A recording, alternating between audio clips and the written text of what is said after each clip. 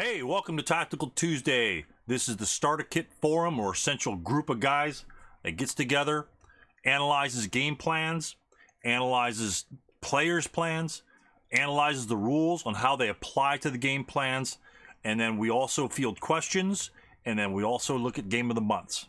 Everyone plays Game of the Month. We go over all the games and we learn from each other. That's what Tactical Tuesday is all about, learning from each other, learning from the games, and applying what rules we know. It's application of the rules. None of this is going to be in the rule book. All the rules are simply in your rule book. Highlight them and go on with this. What we're not about is teaching the basics of starter kit. We're not going to teach you what range is. We're not going to teach you what your morale level number might be. We're not going to teach you how to use Vassal. None of that is the realm of Tactical Tuesday. That's what you should know already as a player. If you don't know any of that stuff, please read the rule book. It's quite explanatory. Tactical Tuesday is for even beginner players that may or may not have played other people, but here to decipher and answer questions they might have about the rule book, about what they've read. So that's what we're all about, taking your game to the next level after you've done your homework, and then hopefully you'll enjoy your SK games much more. Thanks, and let's get on with Tactical Tuesday. Welcome to another episode of Tactical Tuesday. This week we have a brand new viewer and participant in Tactical Tuesday. Very new player. He's plays some very tactical games, very strategic games, Panzer Blitz, things like that, way in the past. But he's just starting with ASLSK. We're going to go over what his basic plan is. He plays Simple Equation as our example. He has a basic plan. He wants to go with this plan. He succeeds at his plan, but yet still falls short in the victory conditions. And so that's kind of what we go over this game. His plan almost comes off perfectly.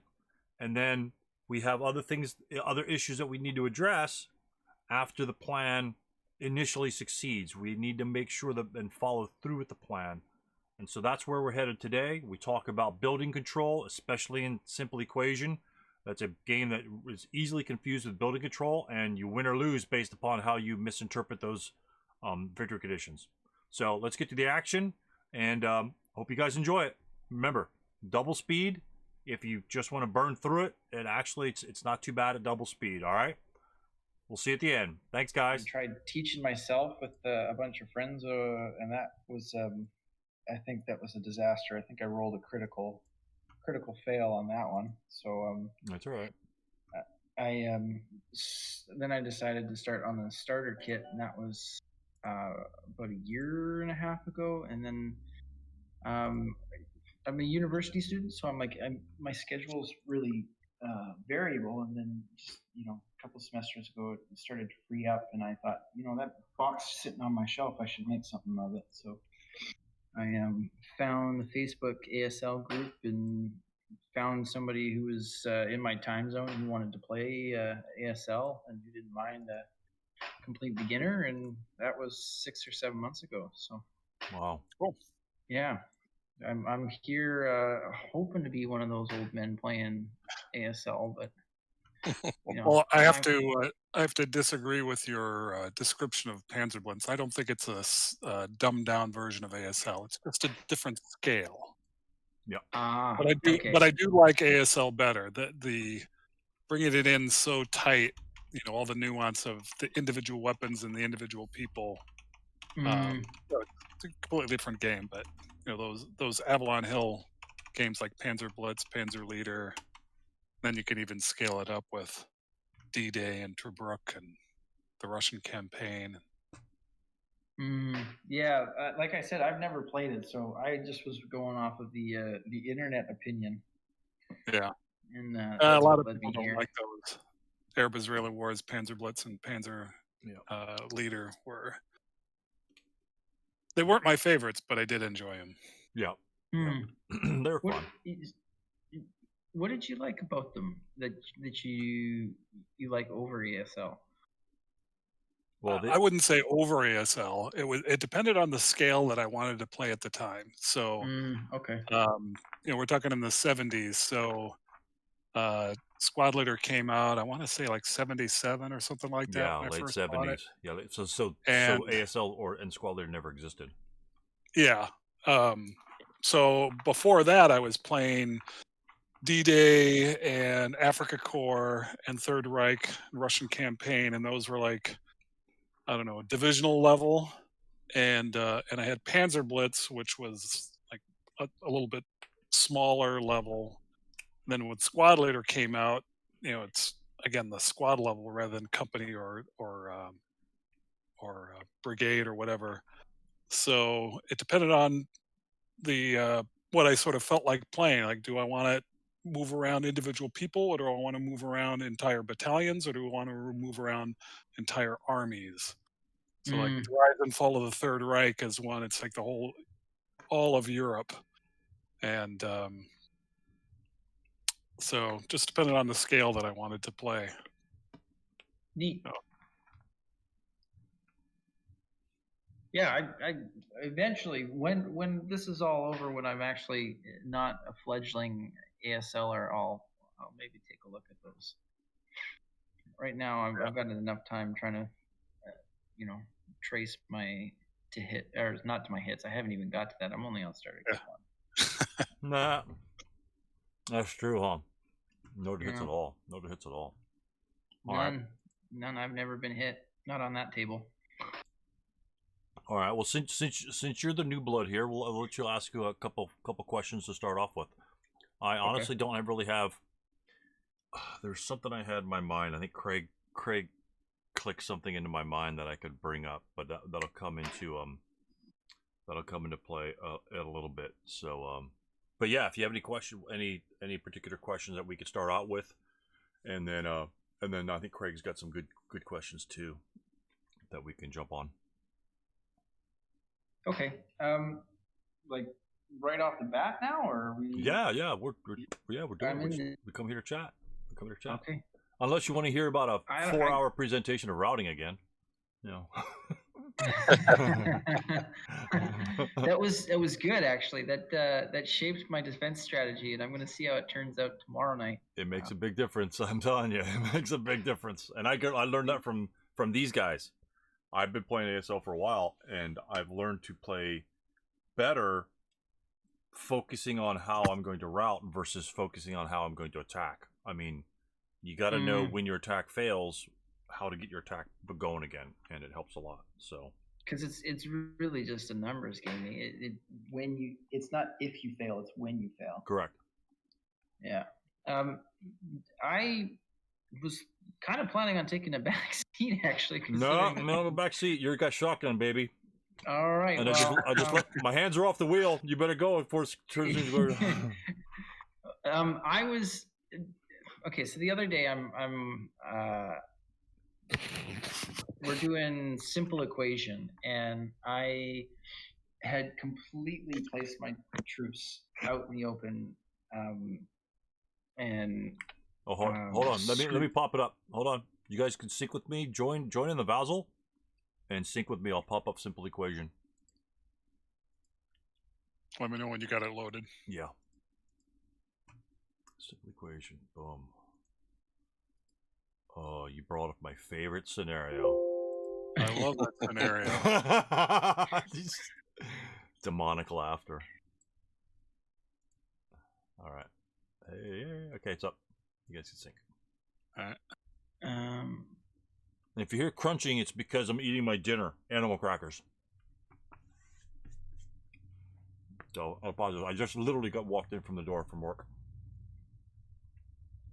Welcome here. Okay. Now I've got to ask a stupid question. Nope, Why no is questions this are not stupid. syncing? I'm in the room, so. Sometimes it takes a while. About a month and a half ago, you should take up to a full minute to sync up. Oof. Okay. I'm not sure why. Lately, it hasn't been so bad, but when it turns white, it's like, what's going on? So did you right click on his name and then click on synchronize? I have now. Okay. There it is. Okay. Sometimes, yeah, when you enter the room, sometimes it'll sync, sometimes it won't. I'm not sure why, but all right. So you can pull any counters you want, move crap around. This is what it's all about. Okay. So I had I think these guys Sorry, just gonna separate the stack here. I had some 4.47s and a heavy machine gun right in I2.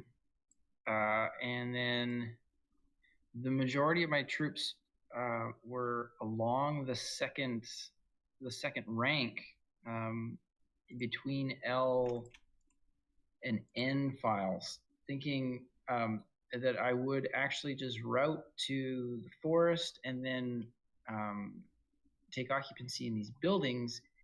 I wanted to force him down the what is the left-hand side now of the A through G Right. files. Go and throw your units on there. Go and throw your units on there so everyone can visualize what you're doing. Okay, so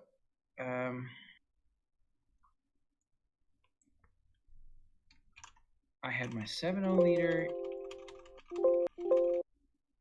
I'm not gonna particularly worry about order if that's okay. Yeah. Somebody wants to fiddle in that, I'll be more than happy. I had some. I wanted to be able to hit him when he comes down this road because I didn't really want him going down this way. Okay. I knew that the heavy machine gun staring down the field would cause a lot of problems. Okay. What I didn't account for was that, and it's an amateur move, is that eventually, when it is his turn, the range of the American troops is just ludicrous in comparison to the German counterparts, and my troops that were all on the second rank here just got eaten up in the first turn. So I lost my. I had the 8.0 leader in this building here, and I was planning on doing a strategic route up the road and into this building, which was one of my fortified buildings. Right. I had put one light machine gun here.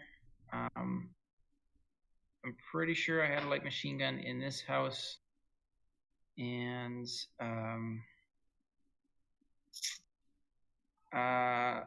not even sure where I put the third one, but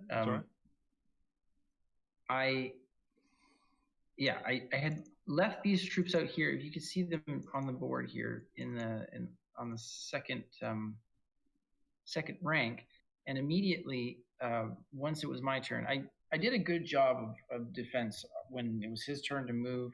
I managed to score a good couple of hits, and he failed a couple of morale checks, and he ended up with a couple of broken units in like these buildings. 9.1 leader ended up going down this way, and what I failed to account for was the fact that I not only was exposed, but I couldn't outrun him to my positions. I was definitely planning on abandoning the forward position in I2 for a better position in the block of houses that were just north of X and V1 in that area, probably drawing a line halfway down the map in any of the any of the buildings in the X file. If in my mind, if he had ended up going down the right-hand side, I was more than okay with that because of the 4.36s that would eventually end up in positions like here. Sure. So I definitely screwed up. My leader got KIA. The troops in P1 ended up breaking very early, and the heavy machine gun ended up being out of position by the time the second turn rolled around. And when I was routing through J1, J0, X1, I ended up getting shot at because his troops ended up making it to about here on the first turn with the 9-1 leader. Oh, right. Somewhere back here. So as I routed, like as I was getting up, picking up my skirts and running to where I wanted to go, I got shot, and my troops dropped the heavy machine gun, and I was not able to recover that machine gun until about the 5th turn, at which point I had maybe a total of 4 or 5 MMCs Wow. on the board. Not Wow. even in good working order, gentlemen. I completely obliterated the right hand side. It was useless. He ended up pushing, like he ended up pushing and I think I'm pretty sure it was an 8.0 liter light machine gun and a 6.66 into this building, which in my mind was like nearly impossible considering how heavily I had loaded that right hand side. So my question that I was hoping to get answered is, I want to be able to shoot and then move, and I was hoping to discern when it was appropriate to move your troops so that you don't suffer so many casualties. The heavy machine gun would have been much better served if it had made it to this position here. And I don't think I would have had as many problems defending. As it was, all of the buildings except for the ones that are in the block here, X1, V1, U3, U4, all of the buildings that were south of the 5th rank were either in control by the Americans by turn 3 Wow. or 4, and or like that block that's between the X and U files above the 5th rank, that like it was going to be Right. one more turn by the time he made it through. But I mean, luckily, there's no 8th turn. Yeah. Well, yeah. There's no way for you to counterattack. The Americans will move last.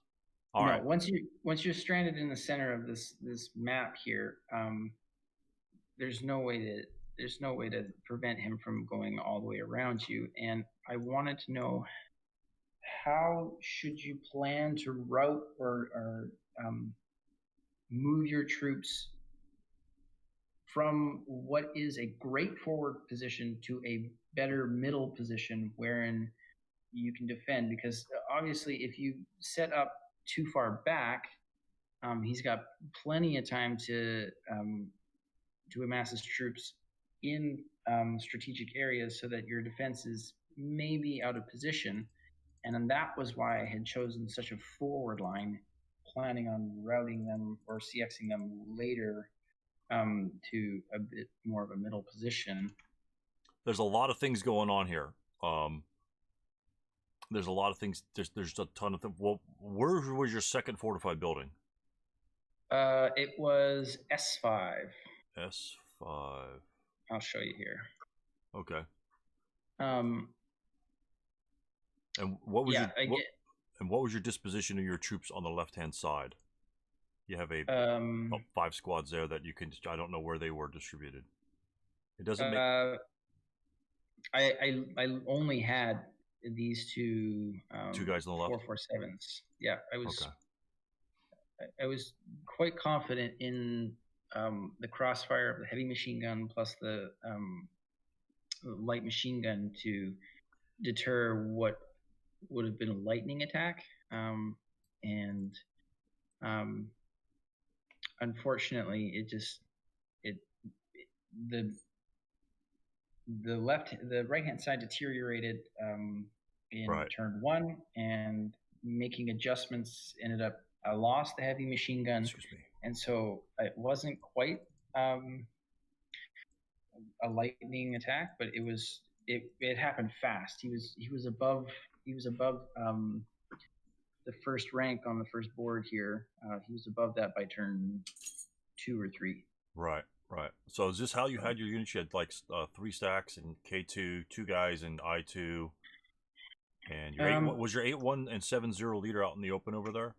You know what? I think I actually have a copy of it, and I can give you a better visual. Like a setup? Do you have the log, or do you just have the setup? I think I have the setup. Okay, great. Yeah, absolutely. I'll try and look. I mean, it'll help clarify, but it won't. It'll still be kind of. I mean, the setups are, like you say. A lot of times I'll work like I'll overthink a situation for my defense, and then as soon as the rally phase turn 1 starts, my defense is worthless after I see a setup. So, but we'll go over just some basic concepts on just the scenario thing. Just say, let me let my dog out. She's just a being a pain in the ass. Okay, so I don't have the log, but I have the resulting finished turn 1. So I'll just send a screenshot. Is that appropriate? Yeah, very cool. So once you get your first game loaded, let us know. Then we'll sync to you. Oh, okay, that's how we'll do it. Yeah, because there's no need to send a file to me. We'll just sync to you. So then I am just going load game or load continuation. No, go and just close this game and then just load, and then load game at that point. Okay. File. And since you're starting out, definitely start recording your games with the log files. Yeah. Definitely start recording your games with log files, because a lot of people say, well, I'll do this, that, and the other, and it's like your basic concept of falling back is just perfectly fine, but it's all in the execution. It's simply all in the execution. And I'll throw in to remember to do your log file. In your preferences, you can have the vassal ask you if you want to start a log file. I always forget. Yeah. So until I have vassal automatically ask me. Yeah, I get prompted every single time, and it's so that way it always, because I've done that before, and I've been recording. Well, it sounds like he already has one of the core ideas of maneuvering. So at least instead of just holding ground. So that's a plus already. Yep. Oh, it's the end of American turn 1 movement. Okay. Yes, the end of American turn 1 movement. Oh wow. Yeah. Yeah, I'm not gonna make any excuses. This is this is how it went down. Well, I gotta be honest with you. Wow. Okay, there's 2, 3, 4. He only has 4 squads on the right hand side. So and you've got guys alive in the open ground still? Yep. Holy crap. Yeah. Okay. Big mistake. That open ground against a 666 was just. Okay. All right. And so this would be your. Yeah, absolutely. So okay. So just overall, this is actually a very interesting. First of all, your setup is very interesting and unique, to be honest with you. I've never seen anybody set up in the open on the right-hand side. I saw one idiot set up all of his 4-3-6s on the left-hand side right next to the bushes, but it happened to work out for him. I recall that game, Stu. But that happened to work out for him. That's what we can reflect upon here. But number one, and the reason why I said this was very interesting, because the Americans did exactly what you wanted them to do, is avoid the town. Right? So I think the one thing the Americans want to do is to go into the town. And I'll just say this.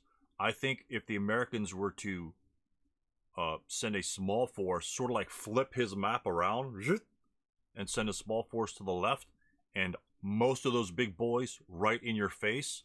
Tell me what would happen in that sort of situation, because you did not want to see him come strong in the middle, and you can tell me why. I didn't want him coming down the middle. I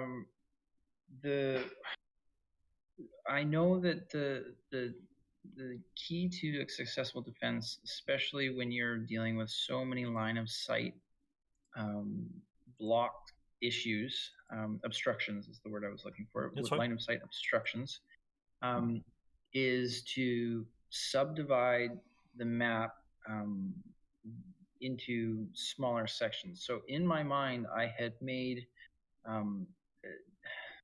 the quartier, the neighborhoods. I had made neighborhoods, and I was attempting to make him fight for some of the lower yielding neighborhoods, and I was trying to make him expose himself to a greater risk by running through the open field. I want to snag him for long enough to adapt to what is an unpredictable opponent. I'm new and I don't know where my opponent is going to. Like I tried to put myself in his seat, right, and think, what would I want to do? And the answer would be to go right down the middle, capture the Z1, X1 buildings, and from there just slowly march up to X4. I'm comfortable at that point getting to any one of the other neighborhoods that I would have made, right, except for the one that's on the top right. Would have been hard to get to, but then that's only seven victory points. That, you know, the rest of the map, if I get a central position as an attacker, I am confident in my ability to get 25 victory points to close the game, as long as I reach that in a reasonable amount of time. So I wanted to force him down a path where he would have to go all the way around in order to get to the 25 victory points, which is that neighborhood that's actually encircled by the road. Right. Starting with building X6, W6. So since he has to get 25 buildings, hexes, not buildings, but building hexes, right? How did you understand the victory conditions? Now, did you understand as 25 buildings or buildings? Initially, I had understood it as building hexes. Okay. So FF1 and EE2 would be two separate hexes, and he would actually have to advance into EE2 to capture it. I was informed later on that actually any troop entering an unoccupied building immediately takes control of the entire building, irrespective of the number of hexes that it contains. You're correct. Let me pause you there. There's a distinction between controlling the building and controlling the hex.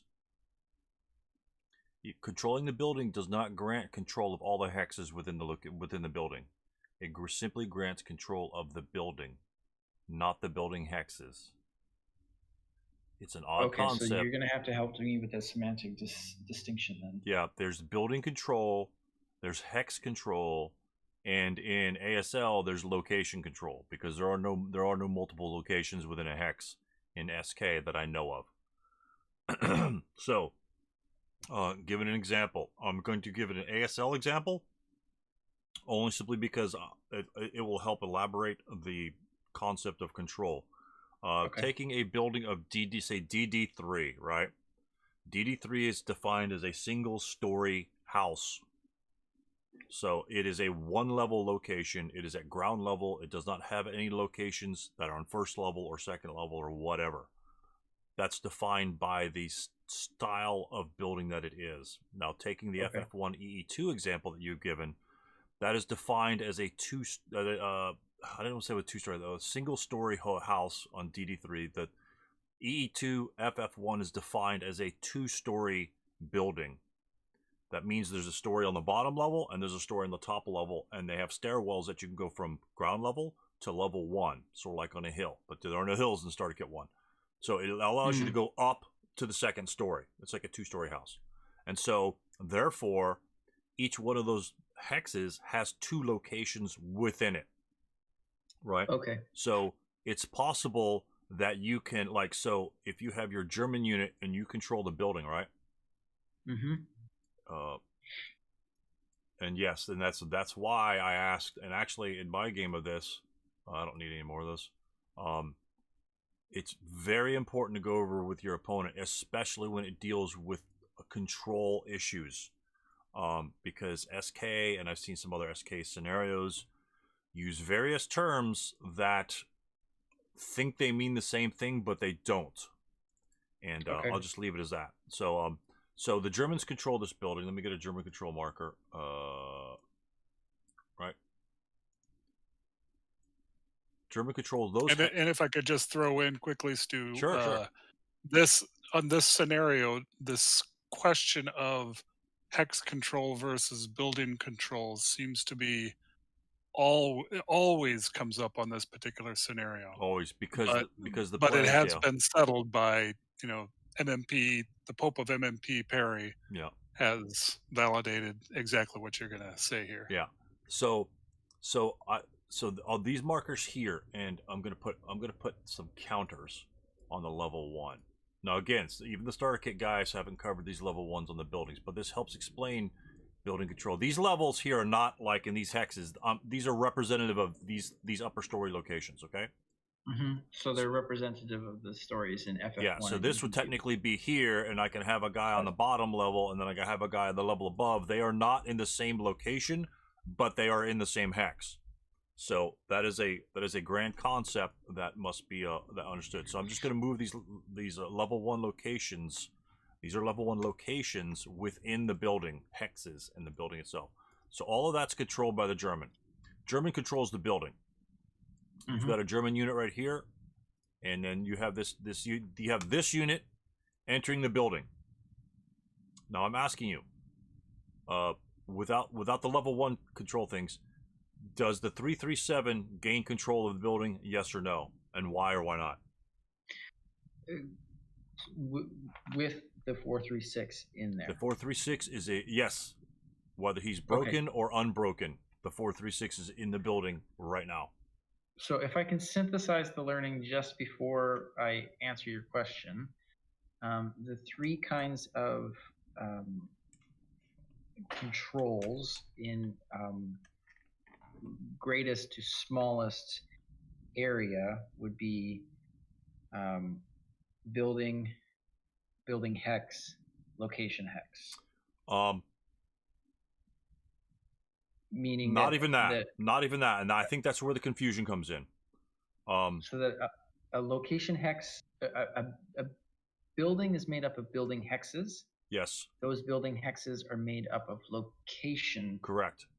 Okay. But controlling a building does not necessarily grant control of all the hexes within the building. You just simply gain control of the building, right? Think of it this way: it's like you're buying an MMP project, right? And you pre-ordered it 10 years ago when you were like 4 years old, right? And then you finally hit 14, and then your dad says, "Okay, MMP finally reaches a 500, but you paid for it 10 years ago, so you own Rising Sun, or you own King and Country, you own Starter Kit 2, but you don't have it yet." So, but it's yours, right? And so it's sort of like this, this philosophical control. I always like to think of it as building, and this is why you shouldn't see a scenario that mixes building control with building hex control with building location control. It is one of those 3 which that scenario focuses on, and understanding which type of control you're dealing with is paramount in understanding the scenario. So let's just go over here. So what do you think about this unit entering that hex right there? Do you think he controls the building? Do you think, does he control anything? Does he break? I don't know. What do you think happens? Still talking about the 337. The 337 enters the building right there. In FF1, he now controls the building hex. Right. As well as the location hex. Right. He controls the building and the hex. The X will be the thing, and then he'll control the building hex and the building location. Does he control the building? The answer is no, because there is still a 436 that was there before he arrived in the building. Right. Now, theoretically, again, this will help you kind of understand it. If that were the case in every single multi-hex building, right? If you had a German in every single building. Mm-hmm. Oh shoot! I don't want to undo these guys. Let me undo. Hold on. There you go. So if you had a German unit, I'm gonna put markers on them. I'm not sure if you're moving something. I'm having trouble syncing. Okay. I'm just putting counters. I'm just putting counters in the blue control counters. These are going to essentially be theoretical German units. Okay. You got one guy back here because this happened in either A, by game, and B, another game I was watching later. Makes a difference. So all those units, and ignore the bottom left for right now. So okay. all those other buildings, if there's not a German marker on it, they're all American controlled. So how many hexes does the American control? All right, can you see these markers being created? Yes. Okay, because I synced to you guys. Okay. Oh my god. I'll let this old man go babbling on for 10 minutes, like I always do. So, all right. So, remember, 25 building hexes, and this is what you have to visualize before you even set up your defense. So, but we'll go over the concept of a hex control and building control. The Germans can have one unit in each of these locations, in each of the X, minus the ones in the bottom left over here. Ignore this crap over here. It's just these that we're worried about. So, how many hexes, assuming that the blank hexes are American controlled, how many controlled building hexes in those buildings does the American control? If I'm doing a quick tally, 1, 2, 3, 4, 5, 6, 7, 8, 9, 10, 11, 12. Okay. And then let's say he has 13 other building locations somewhere else. Does the American control any of these buildings? I'm just gonna grab what I can. Yeah, that's fine. And indicate what ones I had counted. And let me clone this guy here. Oh, actually, let me clone him a couple times. That way, it's a better visual. Okay. This is a much better visual. Yeah, that's definitely a little prettier. All right. So, this is the actual situation. In all of those stars, okay, there are no American units. Zero American units. On all the green, all these German units are actual German units. So, who controls the buildings?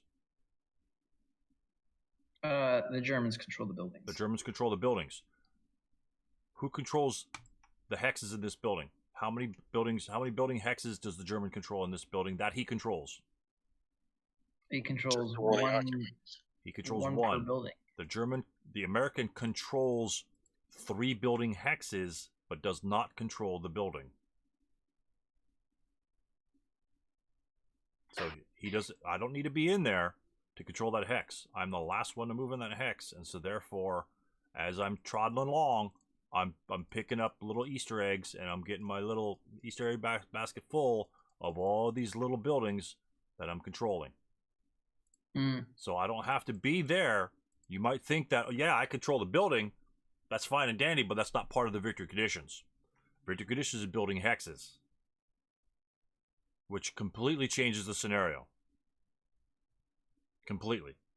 Because in that case, the American only has to move in one guy right here, and then he would control, quote, he would control one building, but if you thought the building hexes meant building control, it's not the same thing.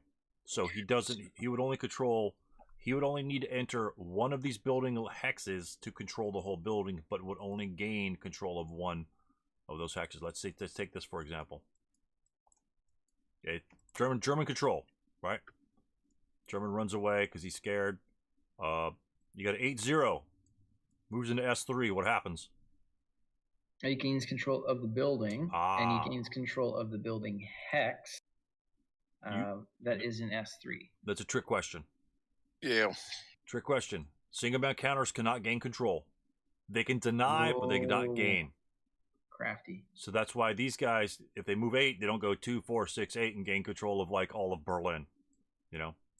So one man for all of Berlin. Yeah, so single man counters, no go. It's got to be a crappy 4-3-6, whatever, or 3-3. Where's that 3-3-7? Where'd that little guy go?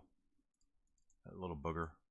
Anyway, I'm gonna. It's up there, column V, V8. V8. I wish I had a V8, right? Well, is he way up there? Oh yeah, he's way up there. Oh, he made his way up there. That little sneaky sucker.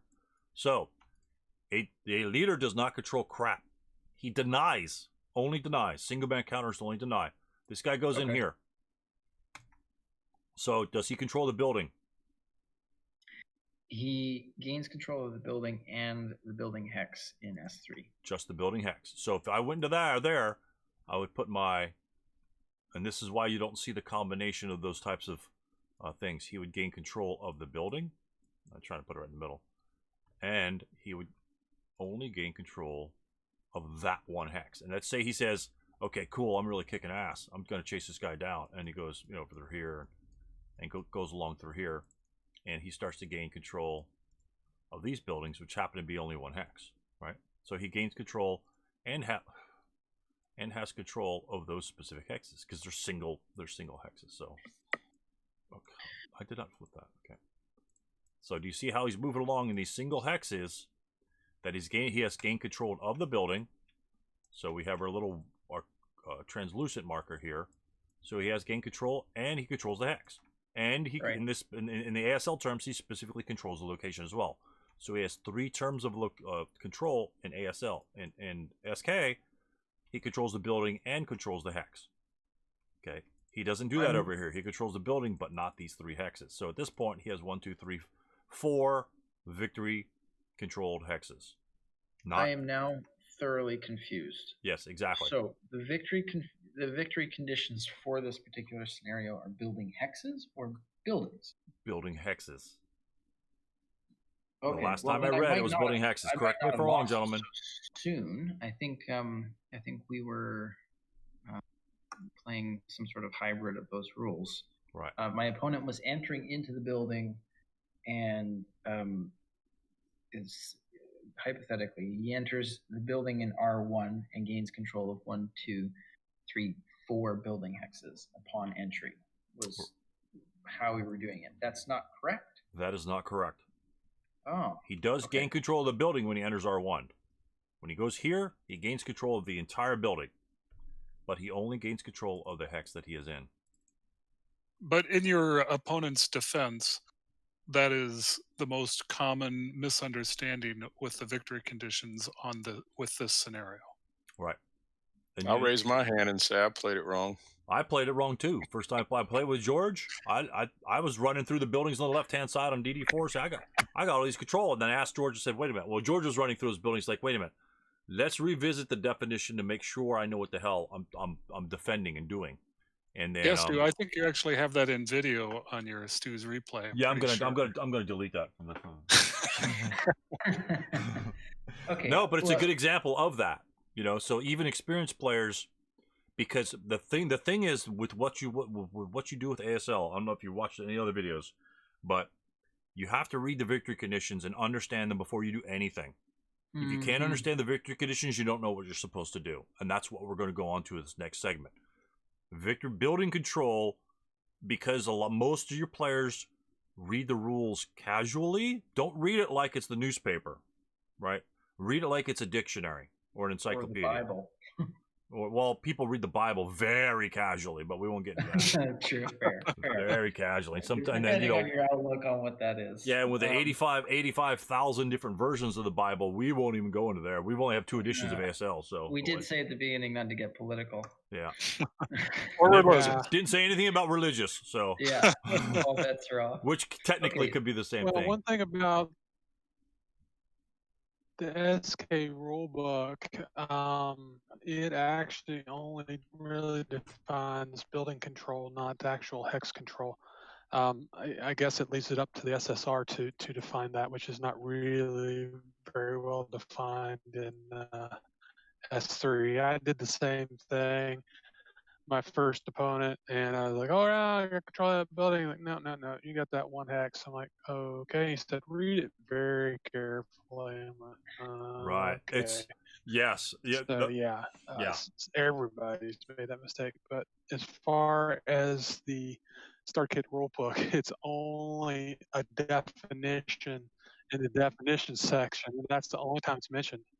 Yeah, exactly. And the problem with it technically does say it, but and the it only way covers, they like present it, control, and also does mention about AFVs, but yeah, but the way they present it is very. The problem is the way they present it is very casual. Soon, All right. Is your I think Jason's having some issues. Yeah, you're either smoking some high quality weed or something's wrong with your mic, so or both. I don't know. But yeah, I got you there. So if you want to look at control, the first sentence says it all. Honestly, it says it all. It says a good order infantry multi-man gunner gains control of the hex or building it occupies without the presence of an enemy unit. So the problem with that, and then it says this is required for not all hexes of a building need to be occupied for a unit to control a building if there are no enemy units at the time a friendly unit enters the building. And then it goes to say AFE controls the hex it presently occupies if that hex is devoid. And then it's just, the problem is, it says at the scenario start, a side gains control of all hexes/buildings within its setup area. And the problem is it doesn't say building hex, but because you can control other hexes as well. Like I can control Y5, right? I can control the hex. If I move a multi-man counter in there, good order, I control the hex. I don't need to put my marker there, but I control it. Like if it was like an objective. Normally that's not really required on that. But they very loosely go over that sort of concept of ASL. So there's no blame to throw around other than the poor presentation of the definition of control, which ASL players, even with a better definition, still struggle with. So don't think that you guys screwed that up and it's a major miscue. It's easily misconstrued in SK. And there are a lot of things that are kind of that way in SK. If obviously, if you've been watching a couple episodes, it won't take you probably more than one to figure that out. But so that it does define the hex or building. So the control of a building, it doesn't really define it that well. Let's just say it that. So anyway, so knowing that,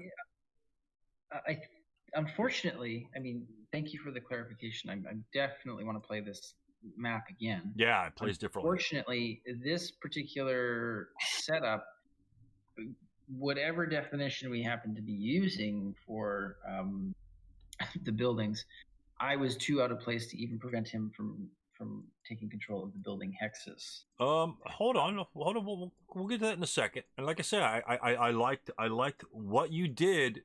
You succeeded at what you wanted to do, right? Because you wanted to shunt him into the woods. And that's exactly where he went. So you did what you exactly wanted to do. Now, let's go to the next part. These guys are normally broken. I think these guys are over here. I'm just going to. You want me to just reload the board? No. Just I'm still in there. This is pretty close. It's just generalized. So, okay. And I think these guys are broken. I think you like kick their ass over here. He only has like 4 functional units on the side.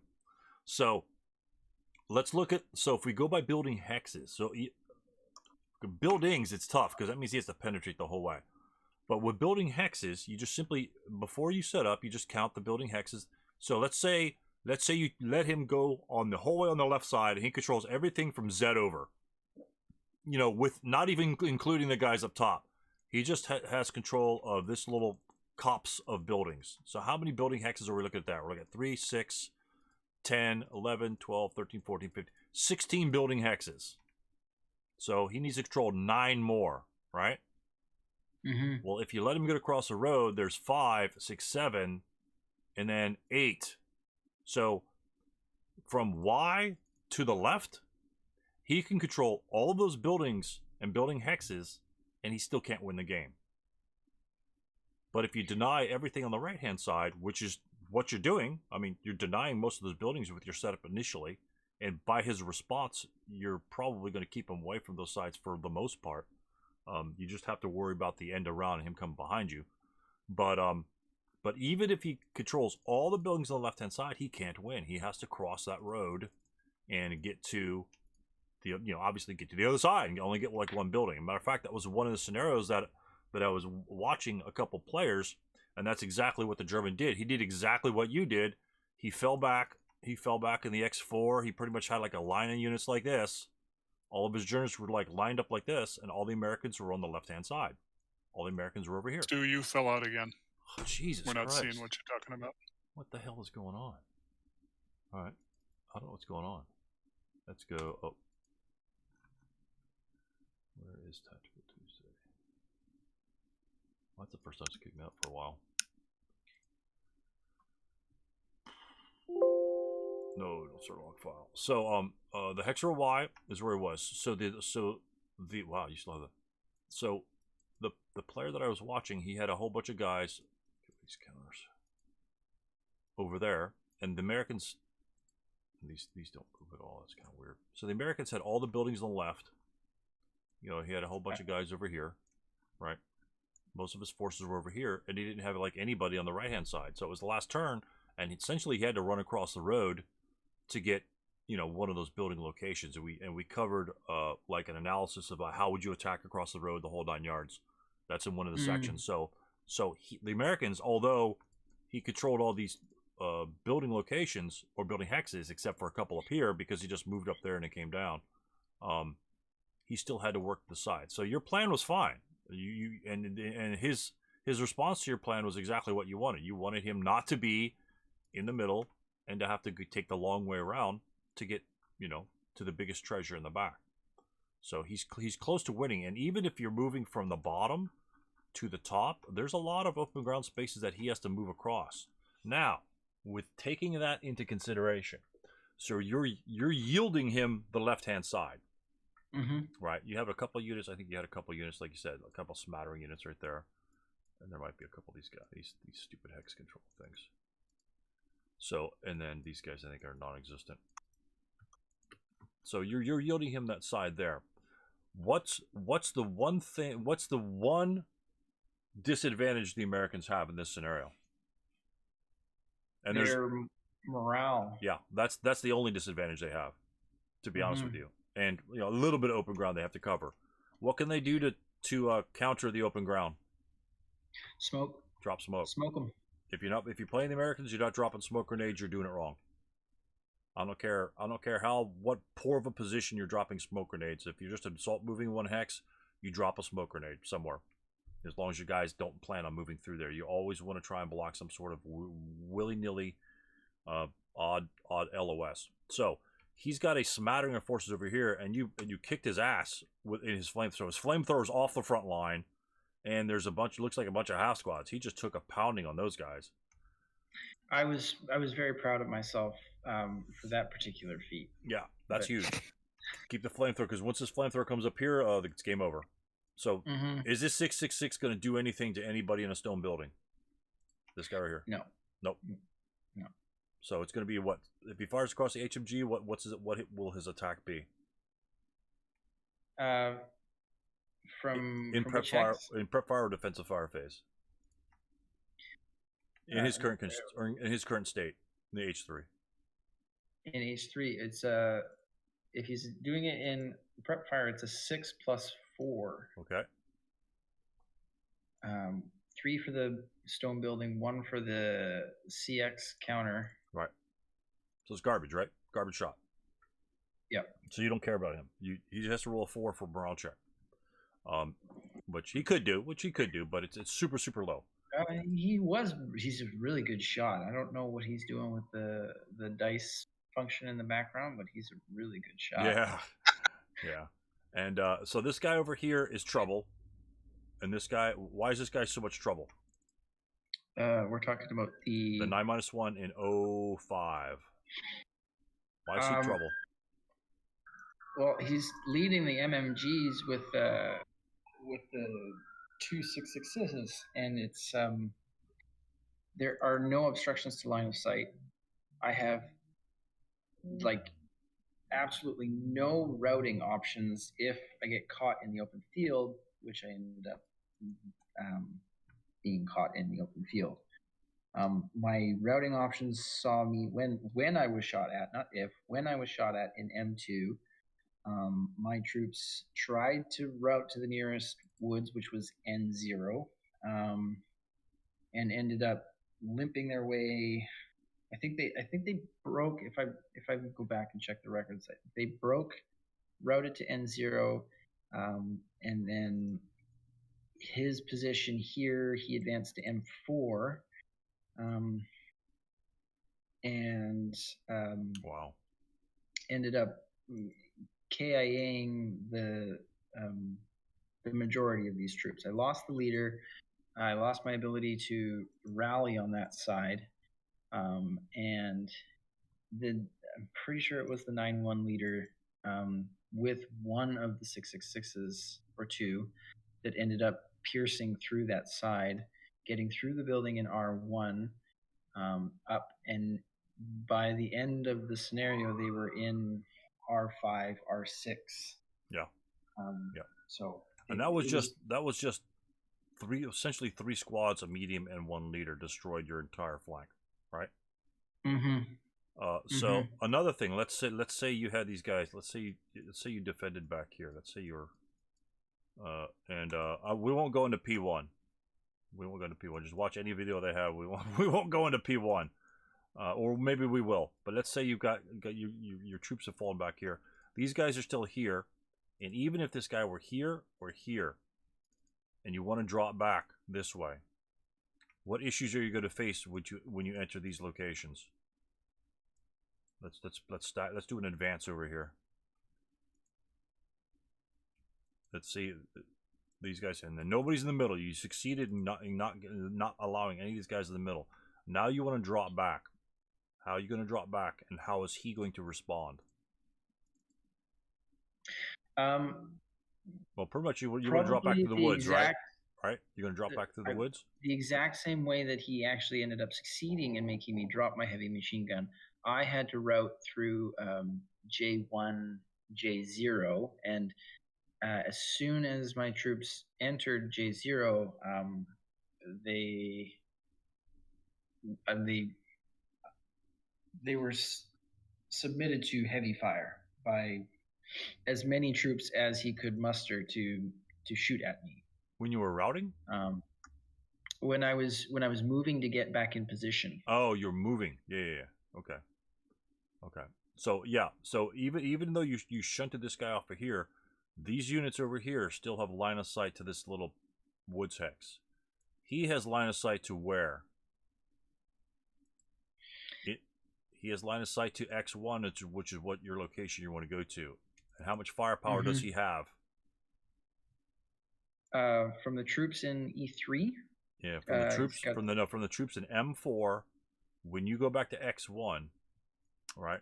Let's say your troops make it back to this building. Let's just say this is the perfect situation. How much firepower can this unit pull on your essentially central portion from this location only? If he's in M4, he's blocked by the wooded hex. No, we're talking about X1. We don't care about the HMG. We're talking about X1. Because that's your focal point. All your units have to go through X1 to go to W2. right?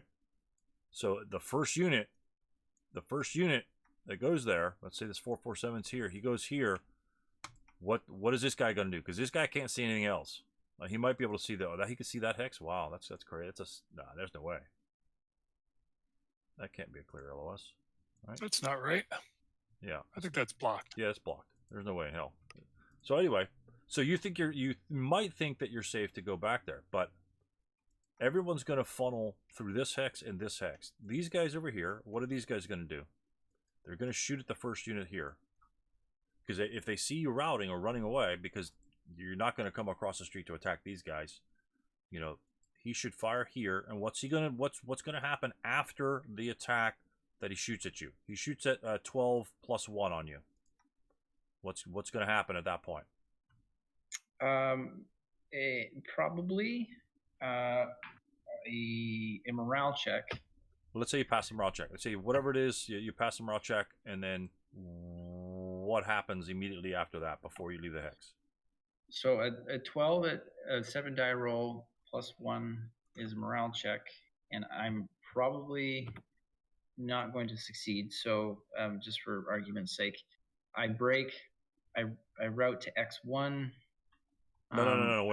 You go too far ahead. You're going way too far ahead. Oh, okay. What immediately is the American going to put in that hex when he shoots at you after you make your morale check? Make or break your morale check. Let's just say you make it.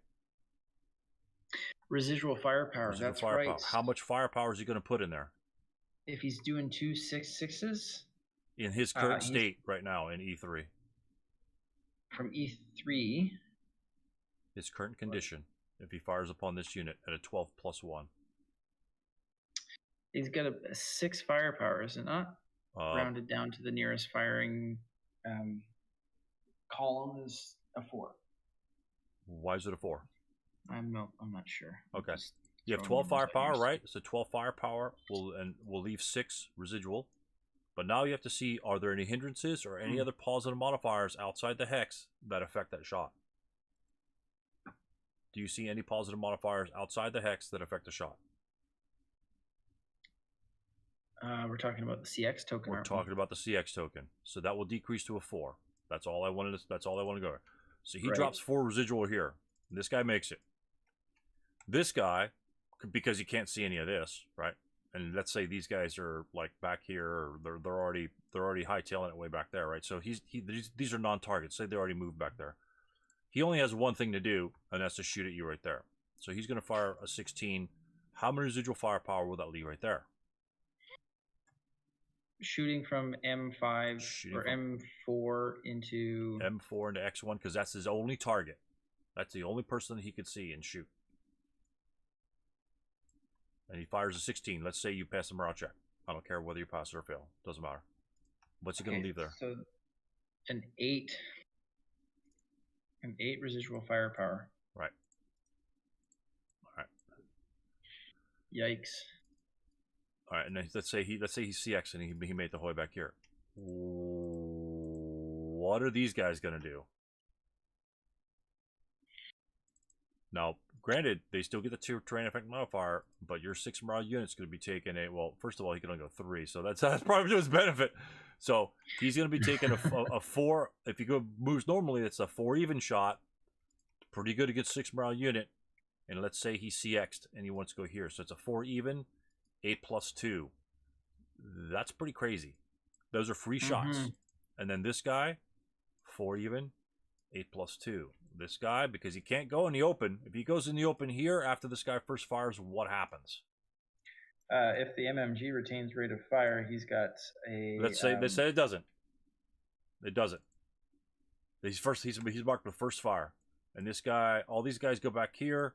This guy hauls ass back here, and they're all taking all those morale checks, right? The whole 9 yards. Let's say those guys are all stackable. You can't even stack them up there because it's overstacking. Someone's got to go over there. Let's say HMG and all of his buddies say, "Hey, no more room 7-0. You got to go somewhere else to hide."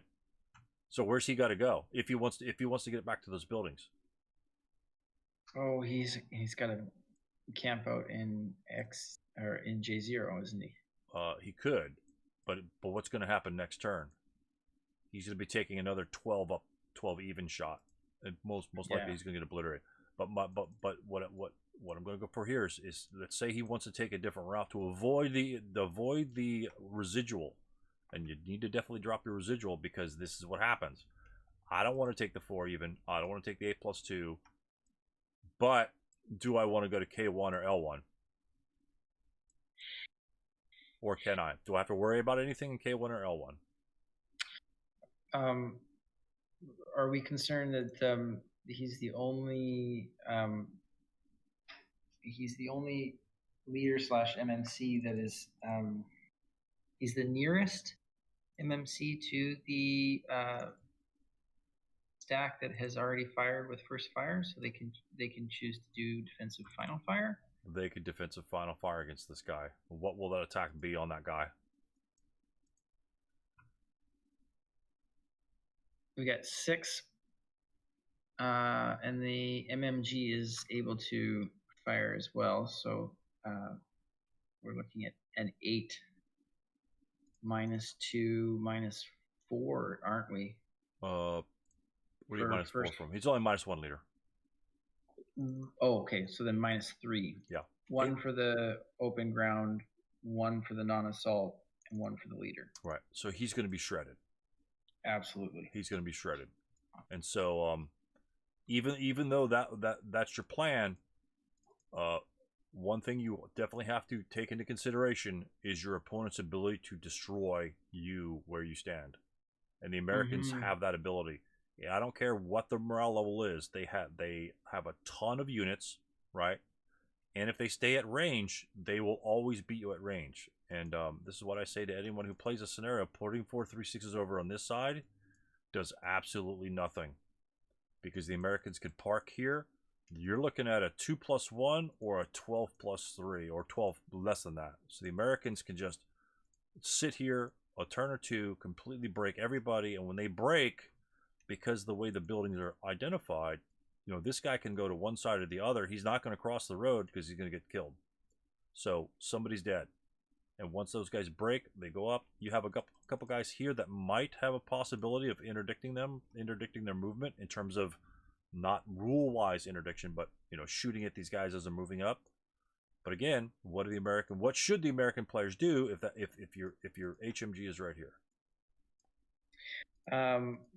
Hopefully wait for that flamethrower to come through. Or you can move a guy here and drop smoke.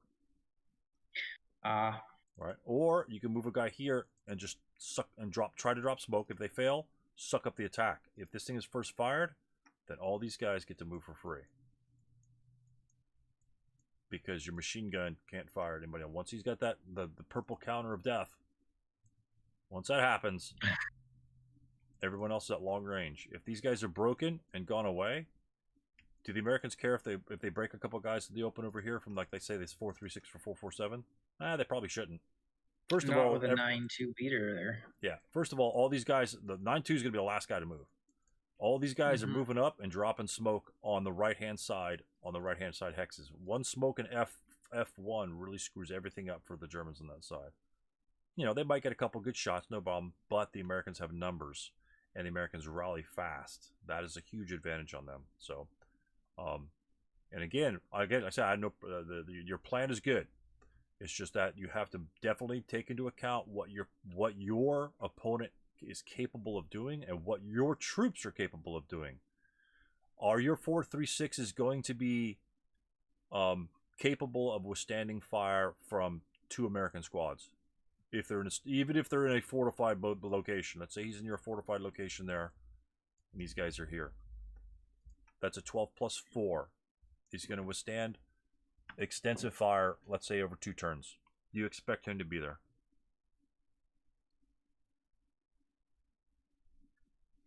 +4. Yeah, no, that's it. It's a below average chance of withstanding that. So in this case, your 4.36s can't be the guys that are like really defending areas. A better position for this guy might be, simply because you have fewer units than the Americans, and if the Americans, and you experienced this, right? You experienced this directly. You had a good force over here. Again, I really like the way the Americans came on is because they came on. You forced him over into the woods. You succeeded in what you were trying to do. That's exactly what you wanted to have happened. Problem is you've got no, you found out by the end of turn 1 you have no terrain. If you break, you go back here. Now, if you wanted to shoot down like in the open road, right, which is absolutely fine because you can't. I mean, your squads aren't strong enough to really shoot at guys in buildings per se. I mean, 4-3-6, 8+3 is not the best shot. You want to shoot down between the buildings, right, and shoot him like this guy here, and N1 can shoot L5. This guy could probably shoot L6 if that's in range, right? 1, 2, 3, 4, 5, 6. Yeah. So that's a 2-2 shot in L6, and this guy's a 2-2 shot in L5. And then once they get in the range, let's say he gets in the range at over here, then you could subsequent first fire. Well, that's going to be up to 2 down 1. You're not firing the big charts, and so you're just kind of peppering him there, which is probably what you did. That's why he kind of moved over here. But and you're going to be annihilated if anybody survives. But at least you're now, because again, think of where you're going to route. Just like you said before, is you didn't give yourself a good route path. If you simply moved him back up 1 hex, I don't even mind that at all. You're still in the open, but you still have. Sometimes being here gives you that first better shot, because if you're over here, it might be out of range. There might be a building in the way, and I don't even like that spot. So over here, you might go right down the hex row. But if you break here, can he get to you? No, you're just gonna route. This guy can route back here, well, whole way back here, and eventually he'll rally, right? Because you're probably gonna have a leader somewhere near it. These guys now have locations where they can go to, albeit broken. But these guys aren't just gonna go walk willy-nilly down the ground. They still have to deal with these guys. And because you forced all these guys over here, can he really deal with these guys right now? Not early.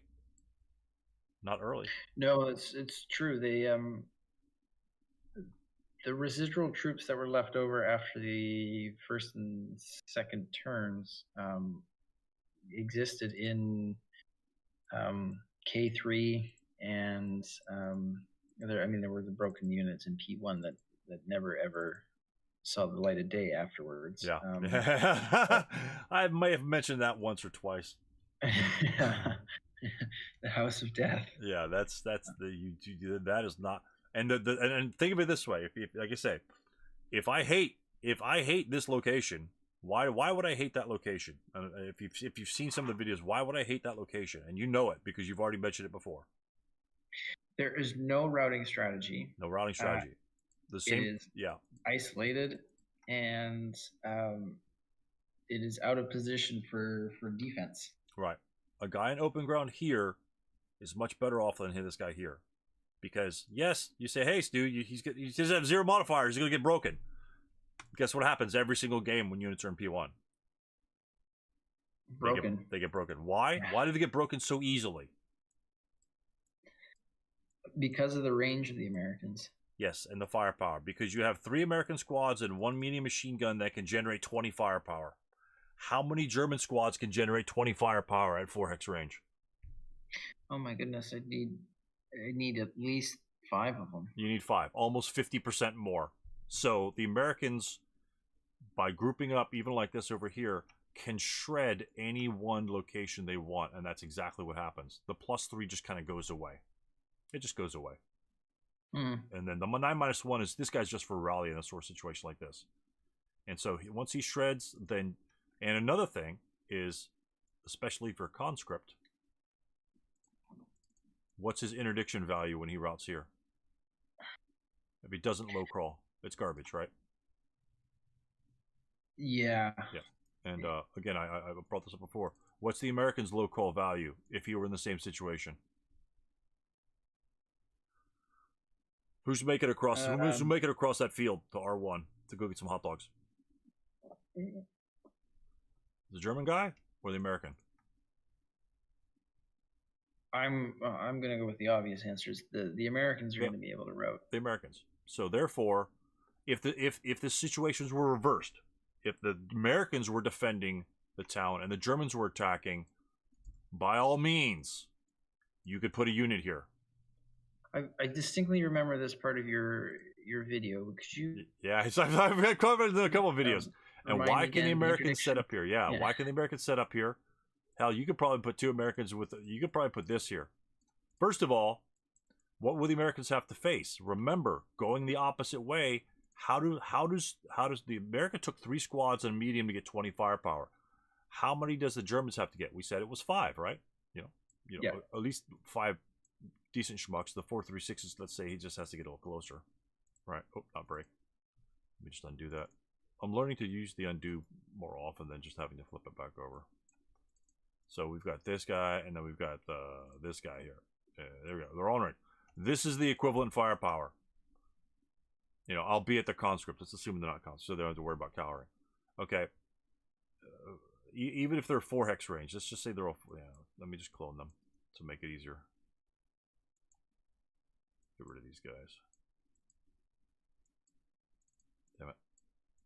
Let's just see these guys are stacked up, and then this guy's clone. So one guy's just sort of like the same arrangement the Americans have. Okay. So the Germans have to different again. You have to take their nationality distinctions into account on what each party can do, and that's the heart of squad leader. It's like Panzer Blitz, right? You've got your Tiger tanks that can outrange the Russians and that can destroy the Russians at range. You've got the Russians probably have maybe slightly better speed, but their armor's garbage. So you both can't play the same game. You have to play a different game. Every nationality in ASL plays a different game than the next nationality. The Americans play I'm going to shoot you, you are going to die, half of us might break, but there won't be anybody of you left. The Germans can't have that strategy. They just can't have that strategy, because look what we have here. The Americans, we had 3 separate squads. So what's the problem that we're dealing with right here? When he shoots 16 firepower, if he chooses to shoot 16 here, he's going to probably break these units, assuming he has. I'm not even throwing a leader in there. That's 16 plus 3 is a very strong chart. So these guys break. How's your attack look now on that building, regardless of his morale? Wimpy. It's very Wimpy. weak. Gone down by 8 firepower. Right, very weak. And another thing, let's say he does break. Let's say you get lucky, you roll a 3, and you break these guys. Again, I'm just showing you what the Americans could do where the Germans can't. Exact same situation. Route phase comes around. Where are these guys going to route to? Assuming they don't have to route, or do they? They don't have to route. If they're already in a building, then they can choose not to route. Right, and nobody's adjacent to them, so he could choose not to route. Let's say he wants to route. I want to route him out of there. So I'm done. I did my job. I broke 2 squads. I'm happy. You know, Sergeant Jones is going to buy me a beer later on from breaks of the Germans. So now he decides to route. Where's he going to route to? Let's just say we're going to choose R1. Are you going to low crawl, or are you going to route to R1? Remember, this is the exact same situation, but reversed. I would route to R1. Okay. Why wouldn't you low crawl? I have an 8 morale with those 6.66s on the broken side, and the range of the 4.47s, I'm at 5 hexes, so I'm just if you were to roll for interdiction, does that not come into play? Correct. Range. Always look for range first. Don't worry about the open ground. Can anybody interdict you there? The answer would be no, so therefore he simply goes back for free. Now, of course, let's say he has an LMG, and he didn't fire the LMG. It doesn't matter whether he fired the LMG. Now we go back to the original equation. I have an 8 morale. I don't care about the interdiction because I have 8 morale. Because again, if you low crawl here, you're stuck out in the open anyway, and he's going to shoot at you anyway, just like you were here, right? Yeah. When you were in the open, he's just going to shoot at you. That's like shooting fish in a barrel. He's going to take that shot regardless. So he's going to shoot at this guy just to keep him DM. If anything, he's going to, and plus to try and get a kill. So there's no point in low crawling here. You just because your morale is so high, you could just take that interdiction. And remember, you route independently. You don't route as stacks. So That's another thing I've seen recently. Just route and then boom, boom, because maybe something else came up and whatever. So just route them in to get used to routing them individually, or just say one guy's going to route there. You make your roll. The other guy's going to route there. Whatever. So again, 8 morale, he works fine. But taking the situation in reverse, even if these guys are 7 morale, or like they're crappy conscripts, they'll be 5 morale. The chances of them failing that morale check or getting pinned are much higher, much higher. So therefore, if the situation reversed, if the Germans should never set up here simply because, if anything, simply because of that fact, they could practically cover the same ground by putting a guy with an LMG right here. He's still going to hit these hexes here. And guess what? He's still going to hit those hexes at the same firepower as a unit up here. 1, 2, let's say it's right here. 1, 2, 3, 4. That's 4 firepower. This is 2 firepower.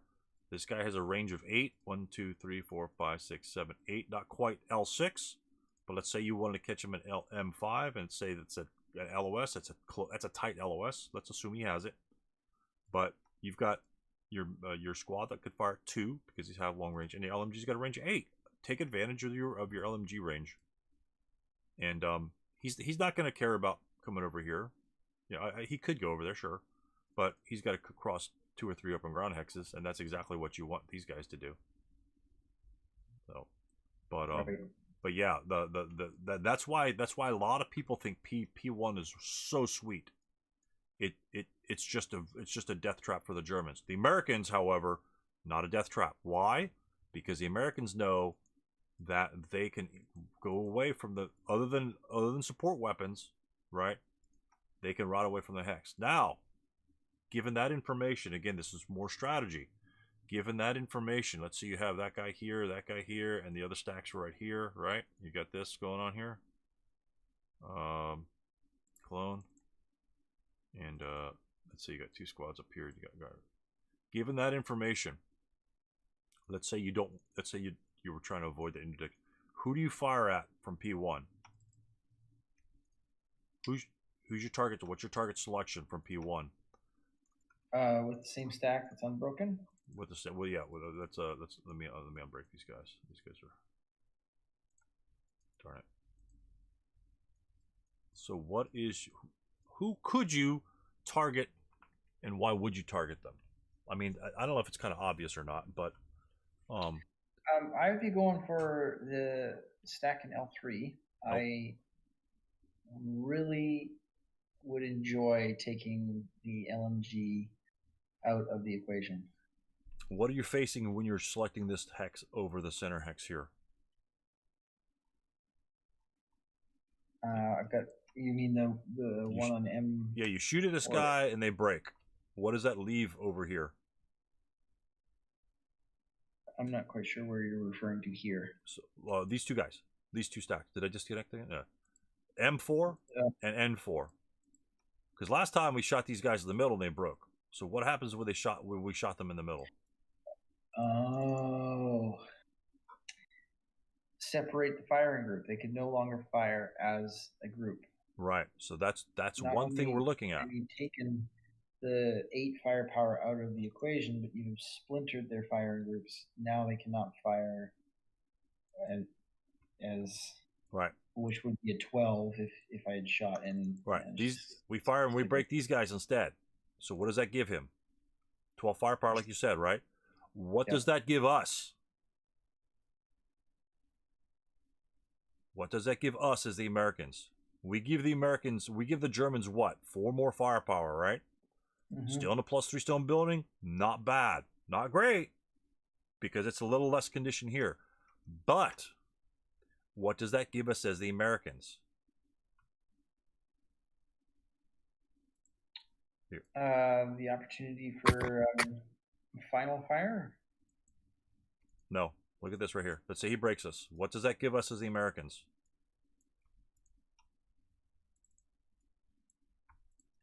It's an L3. What are we free from? I'm drawing a blank. What does he have an L3 that causes us a problem when we break in that location if we didn't break those other units. If this were the situation here, and then we break, and then we have to route, let's say we want to route because he's going to charge us. What does L3 have that causes a problem for us? And it's not the light machine gun. No, it is the light machine gun. Okay. The light machine gun is the problem. The light machine gun generates interdiction here. That's why selecting this hex to shoot at versus the middle hex is a game decision choice that you have to make as a player. I'm giving him a 12, but I'm getting a free route path, free of interdiction. Especially if you have a leader back here in the vicinity where they can get to him. So you might give him a shot. He can miss it. He can make it. But he could simply make the 8+3 shot as well. You know, well, assuming, yeah, because that's 8. Let's say if you split the guy in the middle, these guys were broken, right? He could still make this 8+3 shot. You know, it's only a 1 roll difference. It's only one column difference, so that's quite possible. But you have that ability to route freely and not have to worry about, even though your morale is decent at 8, you don't have to worry about, you know, the interdiction at all. It is a free, at that point, you have then now just solidified your route path. You have nothing to fear from there. Nothing to fear. Overall strategy, protect the route path. Protect the route path. Default is to shoot at L3. Right. So how difficult was it for him to destroy these units in the open ground? The 447s, you mean? Yeah, whoever you had in L2, M2, N2. How difficult was it for him to destroy those units? Oh, as soon as it was, as soon as it came time for me to retreat them to a more tactical position, they all broke. Yeah. And I would say even sooner than that, they probably ended up breaking in his advancing fire phase. Right. So they were half squads. They're probably half squads, right? Yeah. Right. So that took him a couple phases. That took him his fire phase and probably his prep fire phase to try and break him up a little bit. So my point is, it takes a long time to actually kill a unit. If these guys break, and let's just say, I'm cool. I'm gonna leave him there. I'm not worried about that. Not worried about the Germans. The Germans don't know what the hell they're doing. This guy is a noob. He doesn't know what he's doing. And then he goes CX. Let's say he moves a couple units over here and draws a whole bunch of fire. He first fires somebody. And there's a lot of other videos that we talk about. Now these units can simply CX, and now you just simply die. Broken units in bad positions die. You don't want them in bad positions. You're, like you said, you're going to be broken. That's what's going to happen during the game. You don't want them to die like this. You want them to die by him shooting at them again. Not by this, because now he doesn't even have to shoot. These guys could literally move here and shoot it like an American unit that's over here. They could literally do that and not even have to shoot these guys. So this guy could break during their advanced fire phase. Let's say he breaks from this guy, and then this guy shoots him again, and he breaks again. Now he's a half squad. So now, for, you know, fantasy-wise, he's killed 1/2 unit, and he's going to kill 2 right here. This is what you want to avoid, and that is why you need to have solid route paths. Solid route paths. And if you look over here, in these buildings here, once you break here, where are you going to route to? Mostly back, right? If you break here, you're probably only going to go to BB2, maybe AA2, right? This is a tricky situation over here for the Germans. I got to be honest with you. Very tricky. And if a lot of guys will put like a 4-3-6 over here. If these guys break, that's all the farther. If they break on the front line, and this guy, but they all break on the front line, are they going any further than 1 hex away? This guy can go 2. Well, actually, he can go over here. Are they? He's a lost cause. Right. Anything on the E file, he's a lost cause. Yeah. And then these guys here are almost a lost cause as well, because when the Americans come up, let's say the Americans don't even get adjacent to this guy, because he's not going to go here, because then you have an opportunity to go here. Where's he going to go? He's going to go right here. And he's probably going to leave, like, it's not going to leave Namas too, but let's see, he goes there. This guy dies, and these guys continue to move over here. And these guys just as well. This guy might come up here, right? and then they might have another guy here. This is a normal movement. They might advance some guys in here. This guy, they're just going to have to go this way. I mean, this guy could technically go over here, but interdiction, right? Low crawl. Does low crawl do you any good right here?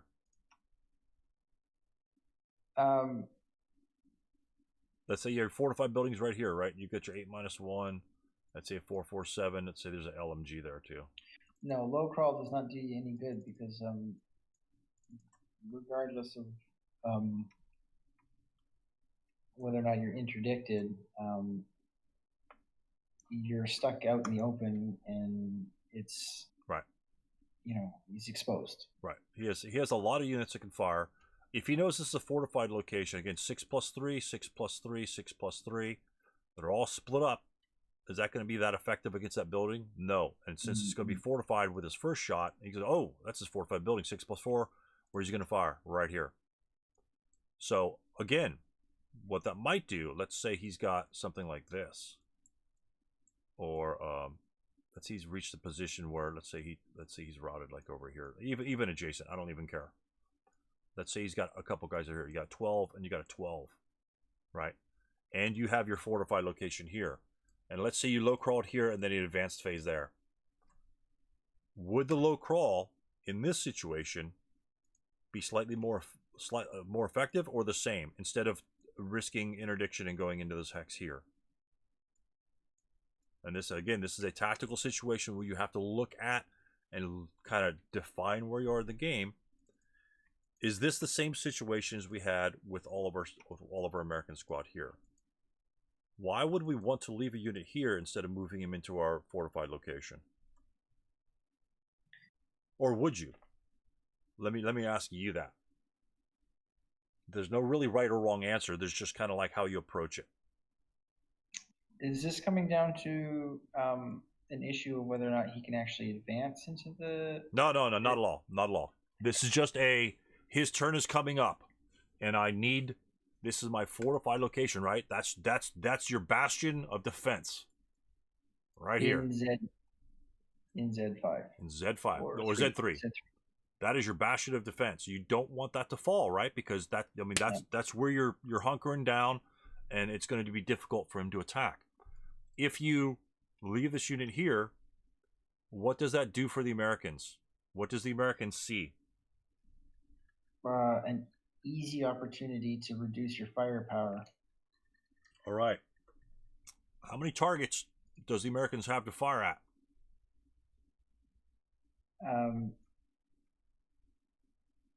Well, they could. If you low crawled here, and this is his setup, and these are the only guys that can fire upon these German units. How many targets does the American have to fire at? Let's say it's kind of like, well, in your game this is like turn 3. Let's say it was like another game. It's like turn 5. Let's say turn 5. So the Americans have American turn 5, and it's a little bit later in the game. Again, timing where you are in the game also makes a difference on how you're going to react. So let's say it's late in the game, and you have to remember it's delay the Americans. Can you win the game with no German units in this scenario? Yes. Okay, so casualties is not a problem. Casualties is not an issue for the Germans. It's only an issue early in the game. Why is it an issue early in the game versus late in the game? Because it prevents the less units you have at the beginning of the game means the slower you are to readjust when he does make it into the building hexes. Right. You have fewer forces that can delay him and slow him. Remember, he's got, what is his only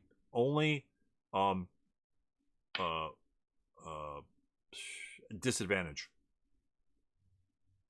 Is the morale. Morale. Where do you have to shoot at him? When he's in open ground. You do not want to shoot at the Americans in buildings. You want to catch him in the open ground because that is where he is most vulnerable. Everybody can be in a stone building and just ignore almost any shot. There's a big difference between 8-1 and 8+3. That's a difference of 4 on the dice. 4. That's huge. Absolutely. It's like having a -4 leader. Wouldn't that be great? Yeah. You're either firing at 4-1 in the open or 4+3. You have a 6 -4 leader in your hex. That's the difference. That's what you have to think about. These conscripts are not going to do anything against any Americans in the buildings. Do you want to go into close combat with an American unit? Do you want the situation in CC4? No. Only if you're desperate and only if it's late. Again, why late? I need to tie him up. I need him to. If I'm lucky, we get melee and his troops are. And he can't move. And now you're protecting these 2 locations. He has an advantage at us in close combat. Now, if he fires into that hex, which he can do, the difference between this and this gives us an advantage. Can you see the advantage if he fires on us in that hex? He's got to roll his own morale check. Right, and his morale is just as shitty as ours. Now, if this was an 8 morale unit, the Americans don't have any 8 morale squads, at least in SK, but let's say if you were an 8 morale unit, right, how does that change the equation? Will he fire in that hex? Not if he's smart. Yeah, probably not. Probably not, because you have an 8 morale and he has a 6. So 6 morale, it's an even chance of those guys breaking. So you tie a guy up late in the game, and now, plus you tie the hex up. Now he has to go around, right? He has to go around. Maybe if he has to go around, you could shoot at him. But you tie the hex up, you tie the unit up. You have a slight disadvantage in close combat, but we don't have to worry about that. But most of the time, early on, we don't want to jump in close combat. We just want to buy space, right? We might want to back up and buy space, make him fire, that sort of thing. But given that sort of situation, how many targets, let's call it turn 5, late game, because now technically we don't need to preserve our force because we're delaying him. What is the best way to delay the American force? We give him 2 targets to shoot at. We make him decide who he wants to prioritize.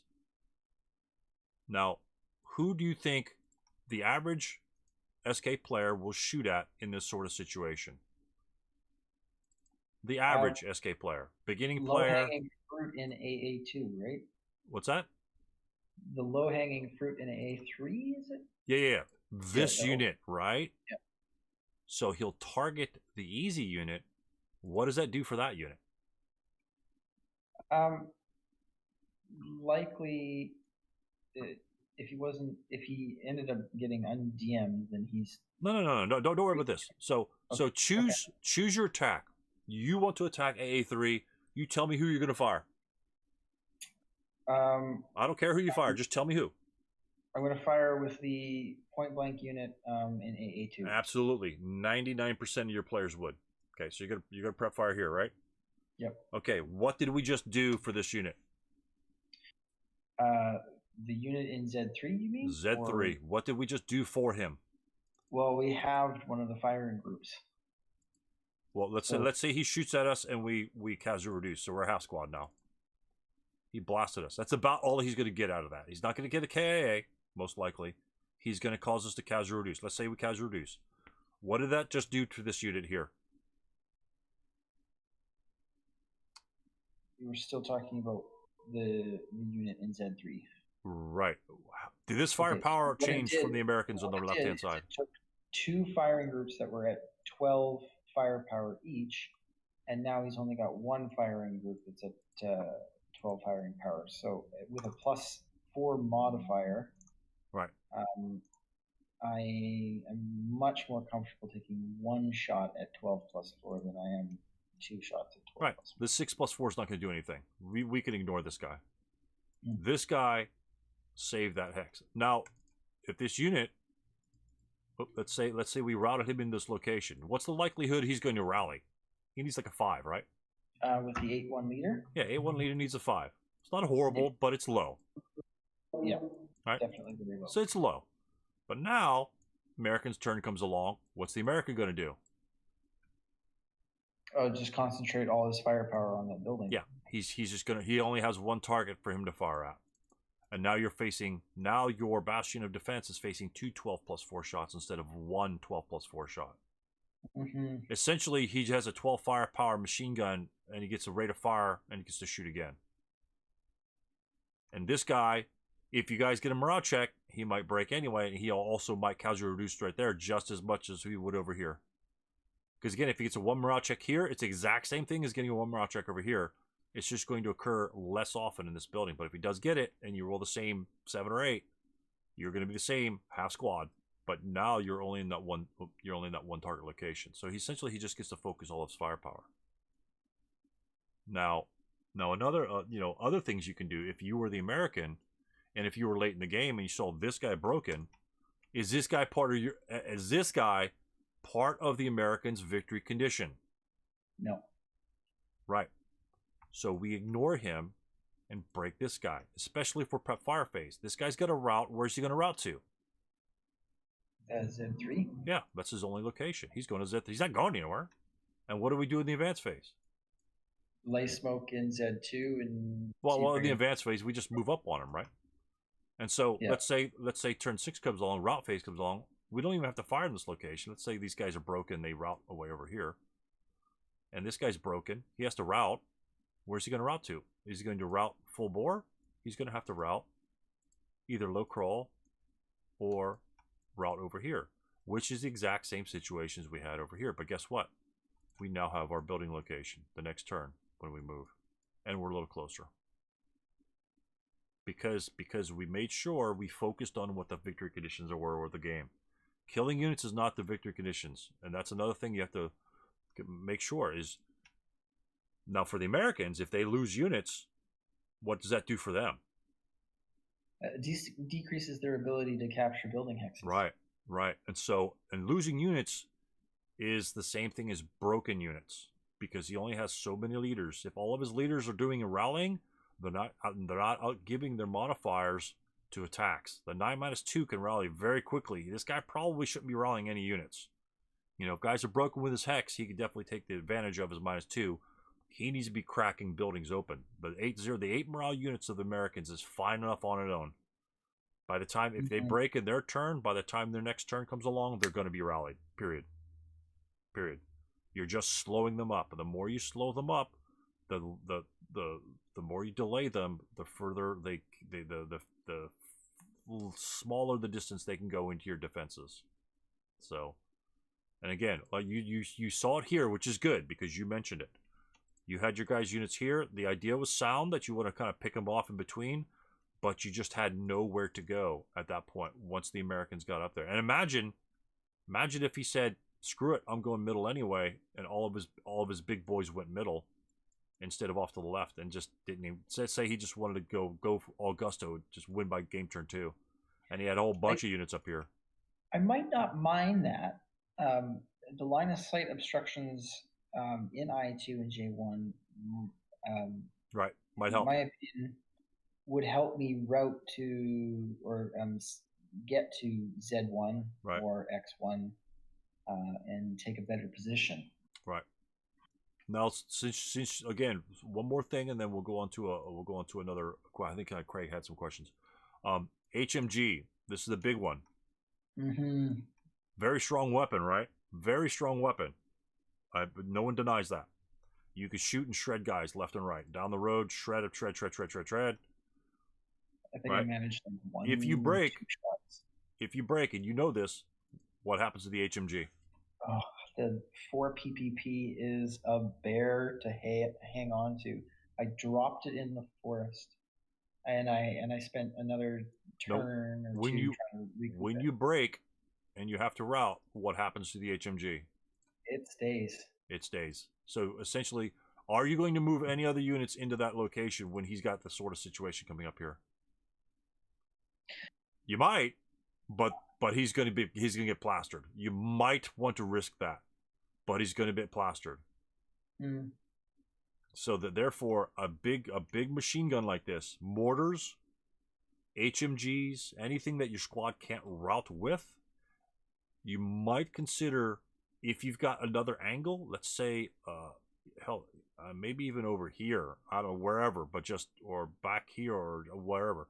But in the front, once they break, then you're not getting them again. And it's a good lesson for you to have picked up, especially early. Is you're not going, and what's going to happen with him? He's going to get it. Yep. That's not something I want to do. And guess what? Now he's got a 7 firepower the entire way down the length of the board. For in all honesty, the HMG here would have been a better choice. Why is that? Because once they move into here, what's your firepower? It's exactly the same when you're firing across the street. It's going to be 6 plus 2 when he's moving. And what else does it do?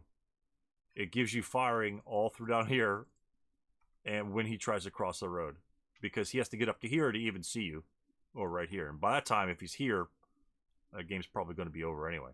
But it stops him from moving these units across.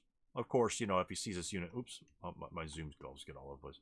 Obviously, this is really obscure and, taken into account. But you're not losing the HMG. The HMG will stay in the game on your side in that point. And it's almost out of his range at that point if he's way back. It's going to be half firepower from him, but it's going to be full firepower for you. So, again... I have one follow-up question. Okay. And that is, I had rolled around the idea of voluntarily breaking my units in order to facilitate a route outside of my turn. You can't voluntarily break your units, can you? Not in starter kit. No. Not in starter kit. But yes, that ASL? In ASL. Right. Well, that concept is useful. Which units would you voluntarily not break?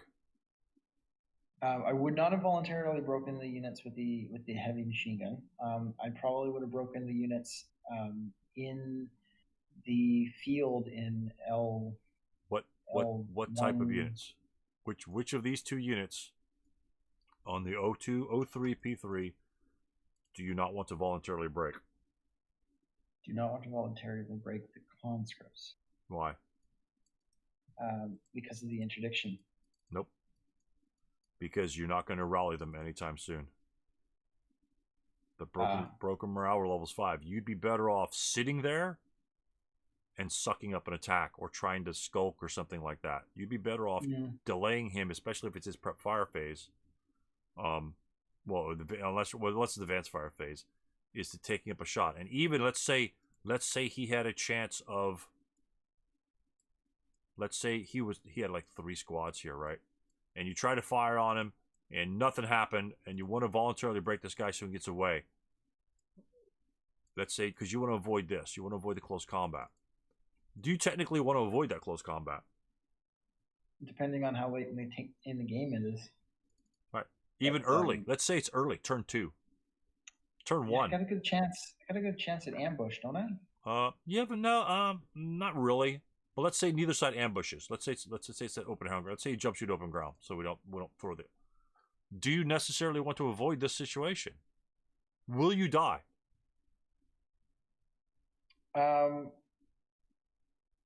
It's a 3-to-1 ratio. Or sorry. Yeah, 18 to 4. It's 18 to 4. It's pretty bad. 4-to-1. Yeah. 4-to-1 massive. Yikes. Right. No, I would prefer not to. If he rolls a 9, what happens? That is escaping me at this point. Okay. In close combat, with 3 squads, jump your 4-3-6 in close combat, and he rolls a 9, what happens? Look at your close combat table.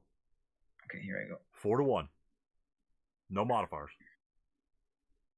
He rolls a 9. Boom. The 9's not a bad roll. It's not uncommon. It's a kill. It's casual reduction. Oh, okay, because it's not. It has to be below the 9. So you're a half squad. So what does that do against him? That puts him in melee. Puts him in melee, ties him up. So that's a 25% chance that you're tying him up 3 squads in melee. You are going not to attack 2 squads. You're probably just going to attack 1 squad to make it a 1-to-2, and you need a super low, but you might get a 3 or 4. Right? Let's say you roll a 4 for casual reduction. When he was adjacent and you fire, let's say he assault moved in smoke. Let's say he had smoke there, because that's what America should do. He smoked here, and then you were smart and not fired in smoke, and you want to wait to defensive fire phase. He's not moving. You fire point blank. 8, and you roll a 4. What's going to happen? Ooh, I can tell you. What's going to happen if you roll 8 against one of those units? The -2 modifier is 1 MC. No -2 modifier. You waited. No, it's 8 firepower. You're firing 8 firepower against him in the open in the defensive fire phase because he dropped smoke and you didn't want to fire into the smoke. So you waited for the smoke to dissipate. Okay, so it's a normal morale check. All right. He's going to take a morale check. Right? If you rolled a 4. Which is in my favor. If you rolled a 4.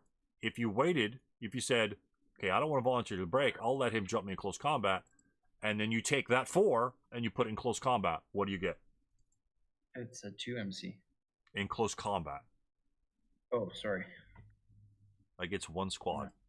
That same squad you were going to fire at, or maybe you did fire at, maybe. And you roll a 4 on him in close combat. Casualty reduced. Casual reduction. You went from breaking him to killing a half squad with the same roll. And let's say he gacked his roll, he rolls a 9, he casual reduces you, right? And you're in melee. Let's say you had a unit that could fire upon that unit. Let's say you're whatever the case may be. Let's say you had a unit that could fire upon that hex. You're definitely going to, it's possible that if they had no other targets, you might want to fire upon that hex because they all have 6 morale as well as you. You have the same chance of passing whatever morale check might be on them. If they break, what's going to happen to them in close combat? They're probably going to die. Okay, so the odds of your survival, although slim when he jumps you in close combat, maximize the chance of you actually inflicting casualties and reducing his numbers. If you fire, when you fired your 8 plus your point blank shot and you broke one unit, right? Say you broke the guy in the middle because you will break the fire group, and then he routes back to his leader back here. It's 9-1. He's going to rally in the next turn because your turn your turn is coming up, and then his DM will be gone, and then America's turn will come up, and he'll need a 9 for rally or 10 for rally. He's rallying. Whereas if you obviously you're going to shoot at him anyway. But if he happens to jump 3 guys on you, again, this is an extreme. I just want to show the extreme.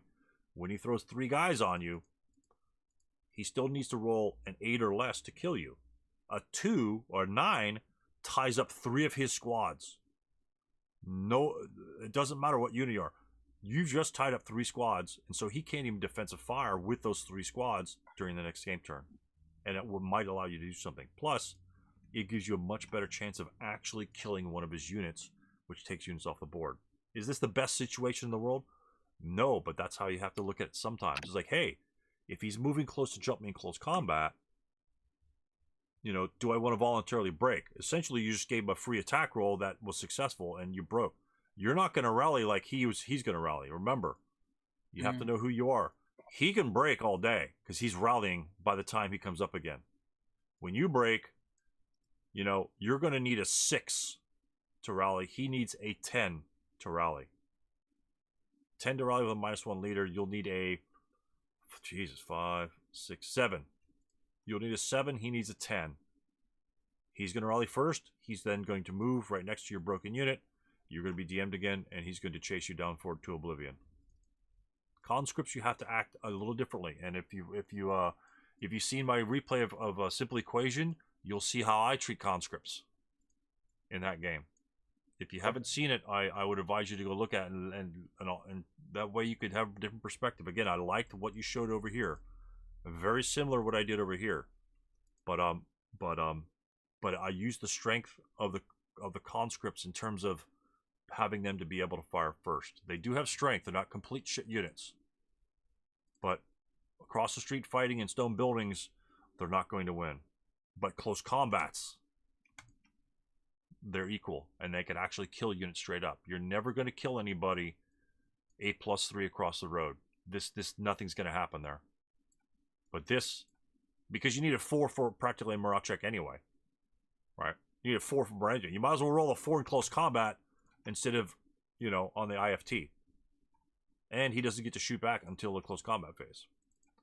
So again, that's a little bit further down the line in terms of things, but always things of that. If he's going to jump in close combat, let's say he gacks a roll, then you have the advantage on him because now he can't move, and you can just back you. Then you could back easily up to your X3 position. You can move some guys back that may have been in trouble if they're going to shoot at you. These guys can then just move back for free if these guys were the only ones there.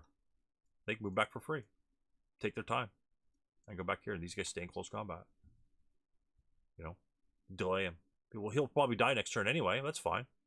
And then, but you may have gotten a piece of it, and you've delayed him, and you've allowed somebody else to get back to where they need to.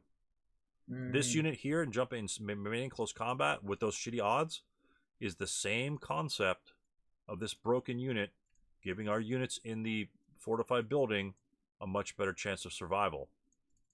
You're giving these guys a better chance of survival by delaying the double 12 attacks on him. Same thing here. It's the exact same thing. Exact same concept. You're delaying a unit that's going to... If you're moving back here is so much more valuable, which it was in your plan. Your plan was to drop back there to X4, and that's fine. There's nothing wrong with that. This guy helps facilitate that by giving the Americans a close combat engagement. If he only throws one guy there, say these guys bypass him, and you broke one guy, he ran away, and the other guy, which is likely, he's got 6 morale, and one guy jumps in there. Now you have a really good chance. I mean, a 4-3-6 up, tying up a 6-6-6, that's a win. That's a win right there. You might actually kill that guy straight out right. I mean, once you get a casualty reduction, you have the advantage right then. One roll puts the advantage to your side. And then he might have to, like, oh shit, you know, maybe I have to go back in there and help him out. And guess what? Guess what happens when you're right here, and then this guy breaks because he's trying to cross the road. This guy fires and this guy breaks him. What's that do to this unit? It curtails his route capabilities possibly. He could, I mean, he could route here and here, but if if there was some other, let's say you were right here. You guys are in melee right there, and he breaks him right here, and he's got a unit. He's got 7-0 right here.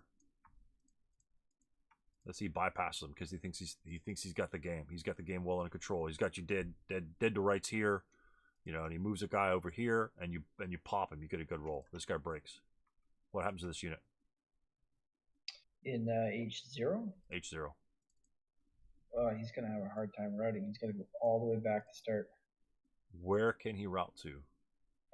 Well, he would be routing to BB1 if there was no.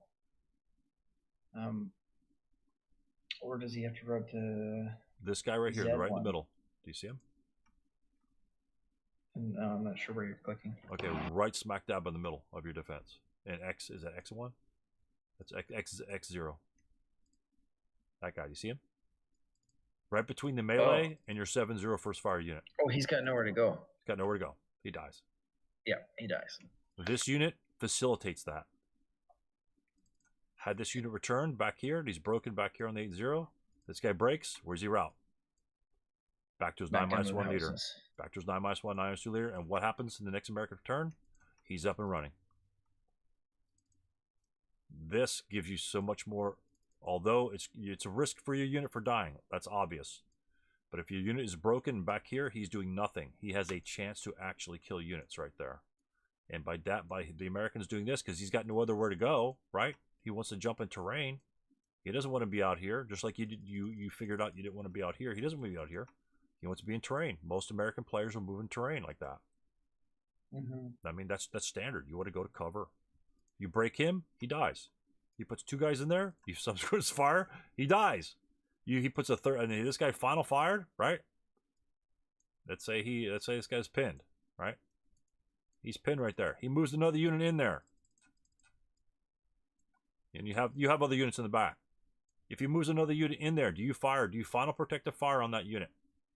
Absolutely. Absolutely. Why? Because if he breaks, he dies. If you break, you route. You break, you route. You don't even have to use the leadership direction. You don't even do the leadership direction. You might, because if he doesn't break, then well, you could always route with your unit anyway, so it doesn't matter. So you never want to do leadership direction in that case, because your squad will break. You don't want them both to fire, because if you roll 8, they both break. You just have the squad fire and say 7-0 is not directing his attack. I don't care if he cowers.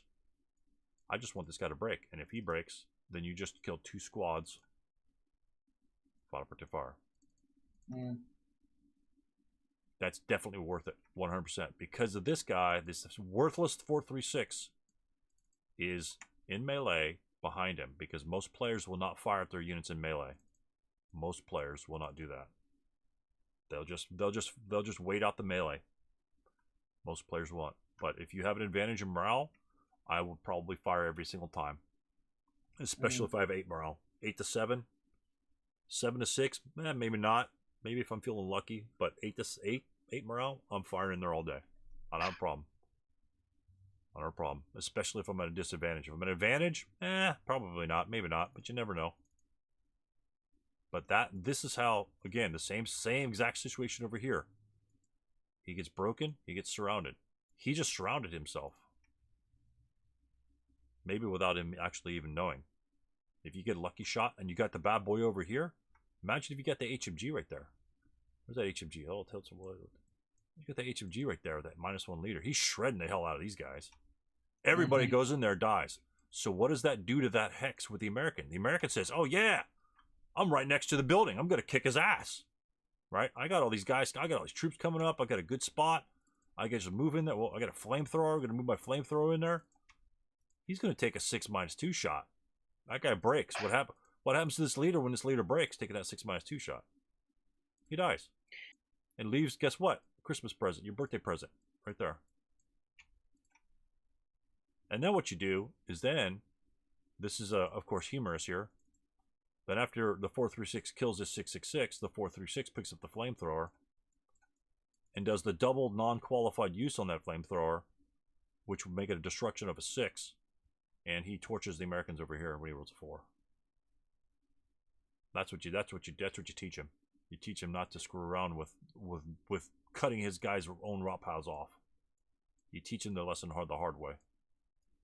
This is a no-fly zone for the Americans until this guy's gone. With this sort of situation, no fly zone. 100% of the time, you stay in the open. You assault move, you smoke, and you assault move in the open. You do not go in this location. This will kill you. And I will shoot everything I can at those units because they will instantly die. Instantly die. No fly zone. And all that stems from knowing where you have to route to when I break in that location. Am I vulnerable, more vulnerable in the open ground? The answer is yes, obviously. Obviously. Will I die when I break in the open ground? The answer is no. I'll route back. Will I die if this is a fortified location? Yes, you have nowhere to route. Well, in starter kit, you will die if that's a fortified location. So, you will just die. It doesn't matter what your TEM is. Nowhere to route to. So, it's all the route destination, where you're going to run to, just like you said, when you're going to break, makes all the difference in the world. I don't care about it's a Chintzy +1 terrain anyway. Who gives a crap? You know? Better to put him here. Better to put him in the open ground than in that location there with this sort of configuration where we had that melee going. That is a definite no-fly zone. I don't care what you got there. I don't care what type of 8 morale unit, 9 morale unit, 10-3 leader. Nobody goes there. That's just, the risk is far too high. Even with a stupid 4, even if that's a 436. I don't care if that. I don't care if that's a 2. I don't care if that's a 237. You know. I don't care if that's a 237 because he's going to fire until he breaks. He's going to fire 4, 2, 2, 2, 2, 2, 2 until he breaks. That's a lot of shots. Well, the first shot's going to put 2 residual in there, right? The first shot's going to put 2 residual. Then every single person going in there takes a 2 even shot if they're not assault moving, which with sick morale can pose problems. And then you take another 2 shot when he subsequent fires. Then final protected fires. So you're taking two firepower shots every single time somebody goes in there, assuming you don't break. If he doesn't break, that means you're taking a morale check or a pin. So if he succeeds by keeping himself alive, looking at the chart, he needs a 6 for a result. So if he rolls a 7, he pins. If he rolls a 6, then it's a pin task check. Which, again, when you fail, these guys don't have to worry about close combat because you can't advance on them. All because Mr. 436 is tying up 1 unit. All because of that. You just protected your whole central defense by having this guy in melee. Sorry, I kind of went off on a tangent there, guys. Sorry about that. But that's okay. But when something like that, it's good to know tactical sacrifices of a unit that is otherwise right. An otherwise useless unit just killed everybody that enters that hex and breaks. 436 just killed everybody in that hex. Nobody else. These guys are going to fire anyway, right? These guys are going to fire point blank anyway. They're not going to kill anybody. The 436 is the active one that's going to kill. Everyone thinks the HMG is going to kill everything. HMG is going to break things. The HMG is going to break people. Right? He's just going to break people. Mhm. Is he going to kill him? He might casual reduction to get a couple rate of fire. Sure. Guys behind him. 6+1 leaders. You might have a 6+1 leader here. Guys go in here. They ignore them.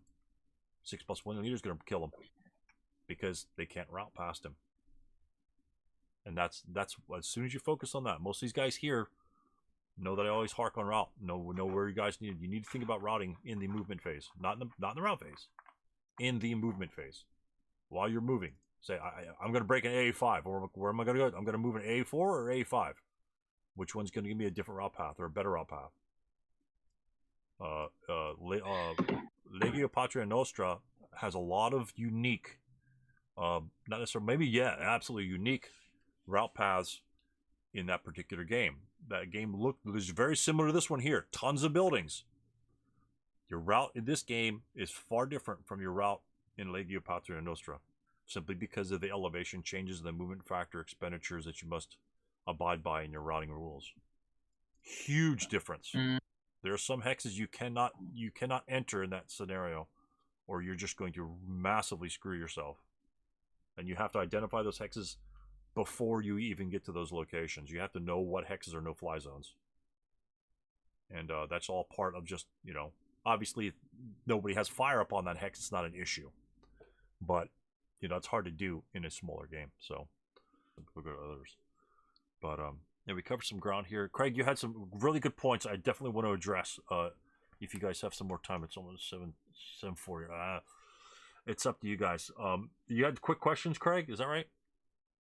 Well, there was one, and this one will be pretty quick, digging through it, and I think you were watching. I think it was John and I were playing this scenario. Maybe you were watching, but Dud in SK appears to not exist with the exception of Panzerfaust.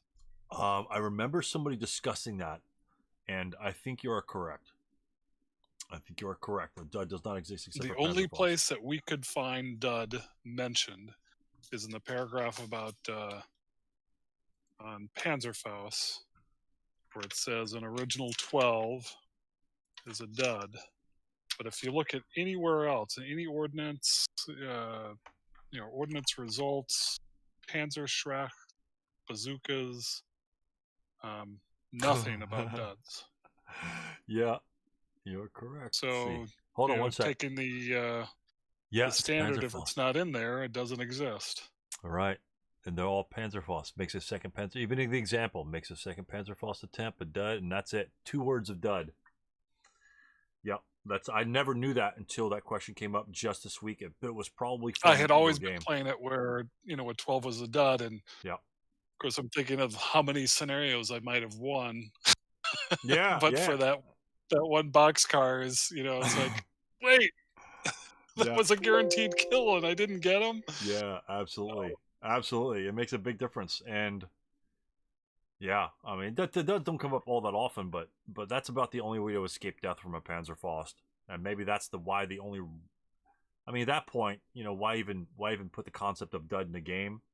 Because, what you'll have is then you'll have students of the game playing with Panzerschrecks and Panzerfaust and, small anti-tank weapons, and knowing that the only way to survive is, I played, SK 1 through 15 or whatever, and none of my other stuff got Duds, and so they'll have to add that to their repertoire later on. They'll always have that little minor confusion if they move on into ASL, and they'll have to kind of like reformulate you don't plan for it anyway. You just kind of get screwed. But right. That's just one more little twist that they have to have. It's sort of like location. So, and related to the the Panzerfaust thing, I kind of trying to wrap my head around. I wasn't. I just watched the video about how to kill a tank, for infantry. Okay. And it touched on just a little bit with when the squad can check for Panzerfaust. and what the impact is for following attacks. Um, So right, uh, right. That the Panzerfaust check is just usage of a support weapon. right. So if he rolls, But then that squad is then considered to have used a support weapon. used a support weapon. So it didn't first fire, except for perhaps as using so it's sort of like a support weapon first fire. Right, it's like a support weapon first fire. Right, and as a matter of fact, I was just listening to that right before I came home, and yeah, there might have been some confusion in this sort of thing, but yeah, absolutely, it's considered using a support weapon, and so therefore you can use two support weapons. And where the I think where the question kind of came up is if the squad had, say, a light machine gun, and first fire is a light machine gun, but not its inherent firepower. Okay. Can the squad check for a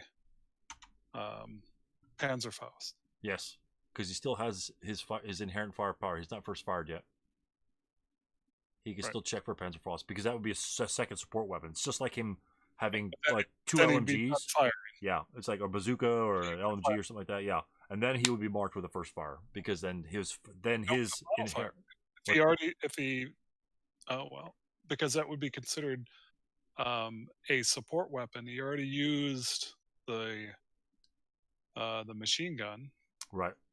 You can only use two support weapons. Correct. So if he fires a machine gun and then checks for a Panzerfaust, he's done. He's first fired. Right. Yeah, at that point you mark it with a first fire marker. Are you following? Oh, okay. I'm convoluting things. Yeah. So anytime you fire two support weapons, at that point you forfeit your inherent firepower, but that doesn't mean you don't get to subsequent first fire. Right. So at that point, it's just like, on the map down here in the bottom left, if you fire the LMG, you mark the LMG. Essentially, you mark the LMG with the first fire, and the squad is not first fired yet. But if let's say you fire to, the squad fires later on, or if he fires the LMG later, or maybe even actually the LMG himself, then he'll be marked with they both would be marked with the first fire. It's the same thing as doing two. Right. Yeah, doing two of them. So that just disallows you to use like 8,000 support weapons and your inherent. So you get two, or one and your inherent. Sometimes it's better to get two. Matter of fact, the last face-to-face game I played, I stacked a medium and a light on a full squad, and he just fired that. I did it for the range. I think I had a 4.47. I had a medium and a light machine gun, or let's just say took two light machine guns because that's here. That gives me 6 firepower out to range of 8 instead of 4 out to a range of 8. So that's kind of what I did. It kind of worked out a little bit. Yeah. I mean, I could have done it better, but but yeah, that's a good question because that is another rule that a lot of people tweak out, and even seasoned ASLers kind of get that rule kind of jacked up every once in a while, or sometimes they'll think that it gets, you kind of get lost in it, much like in the whole following the flow with first fire and subsequent first fire. Yeah. And when they've final fired, and what can fire when and right how many times. The easiest way I remember first fire, say a squad first fires, and then no LMGs can fire with them. Once he subsequent first fires, it's everything or nothing. He has to use it all or not use it at all. And so once the big FF counter comes out, you're pretty much done. For all intents and purposes, you're done. So I don't care whether your machine guns are marked or not. Everything's going to be marked at that point, and you're going to be adjacent hex only after that shot. So you're one and done. And kind of related to that, with ordnance, a little lesson learned from a scenario just recently. Had a squad with a Panzerschreck, and for whatever reason, I chose to first fire the squad's inherent firepower, and not the Panzerschreck. And of course, I final fired, or I cowered. Yes. And that was it. Yeah. So, and I was like, oh, wait a minute, I guess I should have, it was just, and it was, the target was a unit in a building. Oh, right. So like, oh, I should have used a Panzerschreck first. Yeah, Panzerschreck first, right? Absolutely. Yeah. Because they don't cower on a 2-hit. Correct. And then it's a free shot. Again, a lot of people are scared of the X10. They're scared of losing their Panzerschreck. But guess what happened when you final fired? You lost your Panzerschreck. You couldn't use it. There you have it. Another episode in the books. Thanks for watching it. What we're planning on doing is we're going to be up and coming a game of the month, which was Sherman Marches West. We're going to cover that, and that's a combined arms with armor, infantry, smoke, tigers, flamethrowers, you name it, AT guns. A lot of things are in that particular scenario. A lot of hazard areas that the Russians have to go by, that the Germans have to overcome. So hopefully we'll be dissecting those. I'll be compiling those coming up, and then we'll go hardcore into that. Very good scenario, I believe it's a good scenario for that sort of thing. And then we'll be heading off for that. And for the ASLers, I'm looking to engage with some ASL players with their games, talk about different things they need to go over, things that they're unfamiliar with, things they are familiar with, how to set up and things like that, just for your regular ASL players. So I'm looking forward to creating some sort of ASL situation like we have on Tactical Tuesday.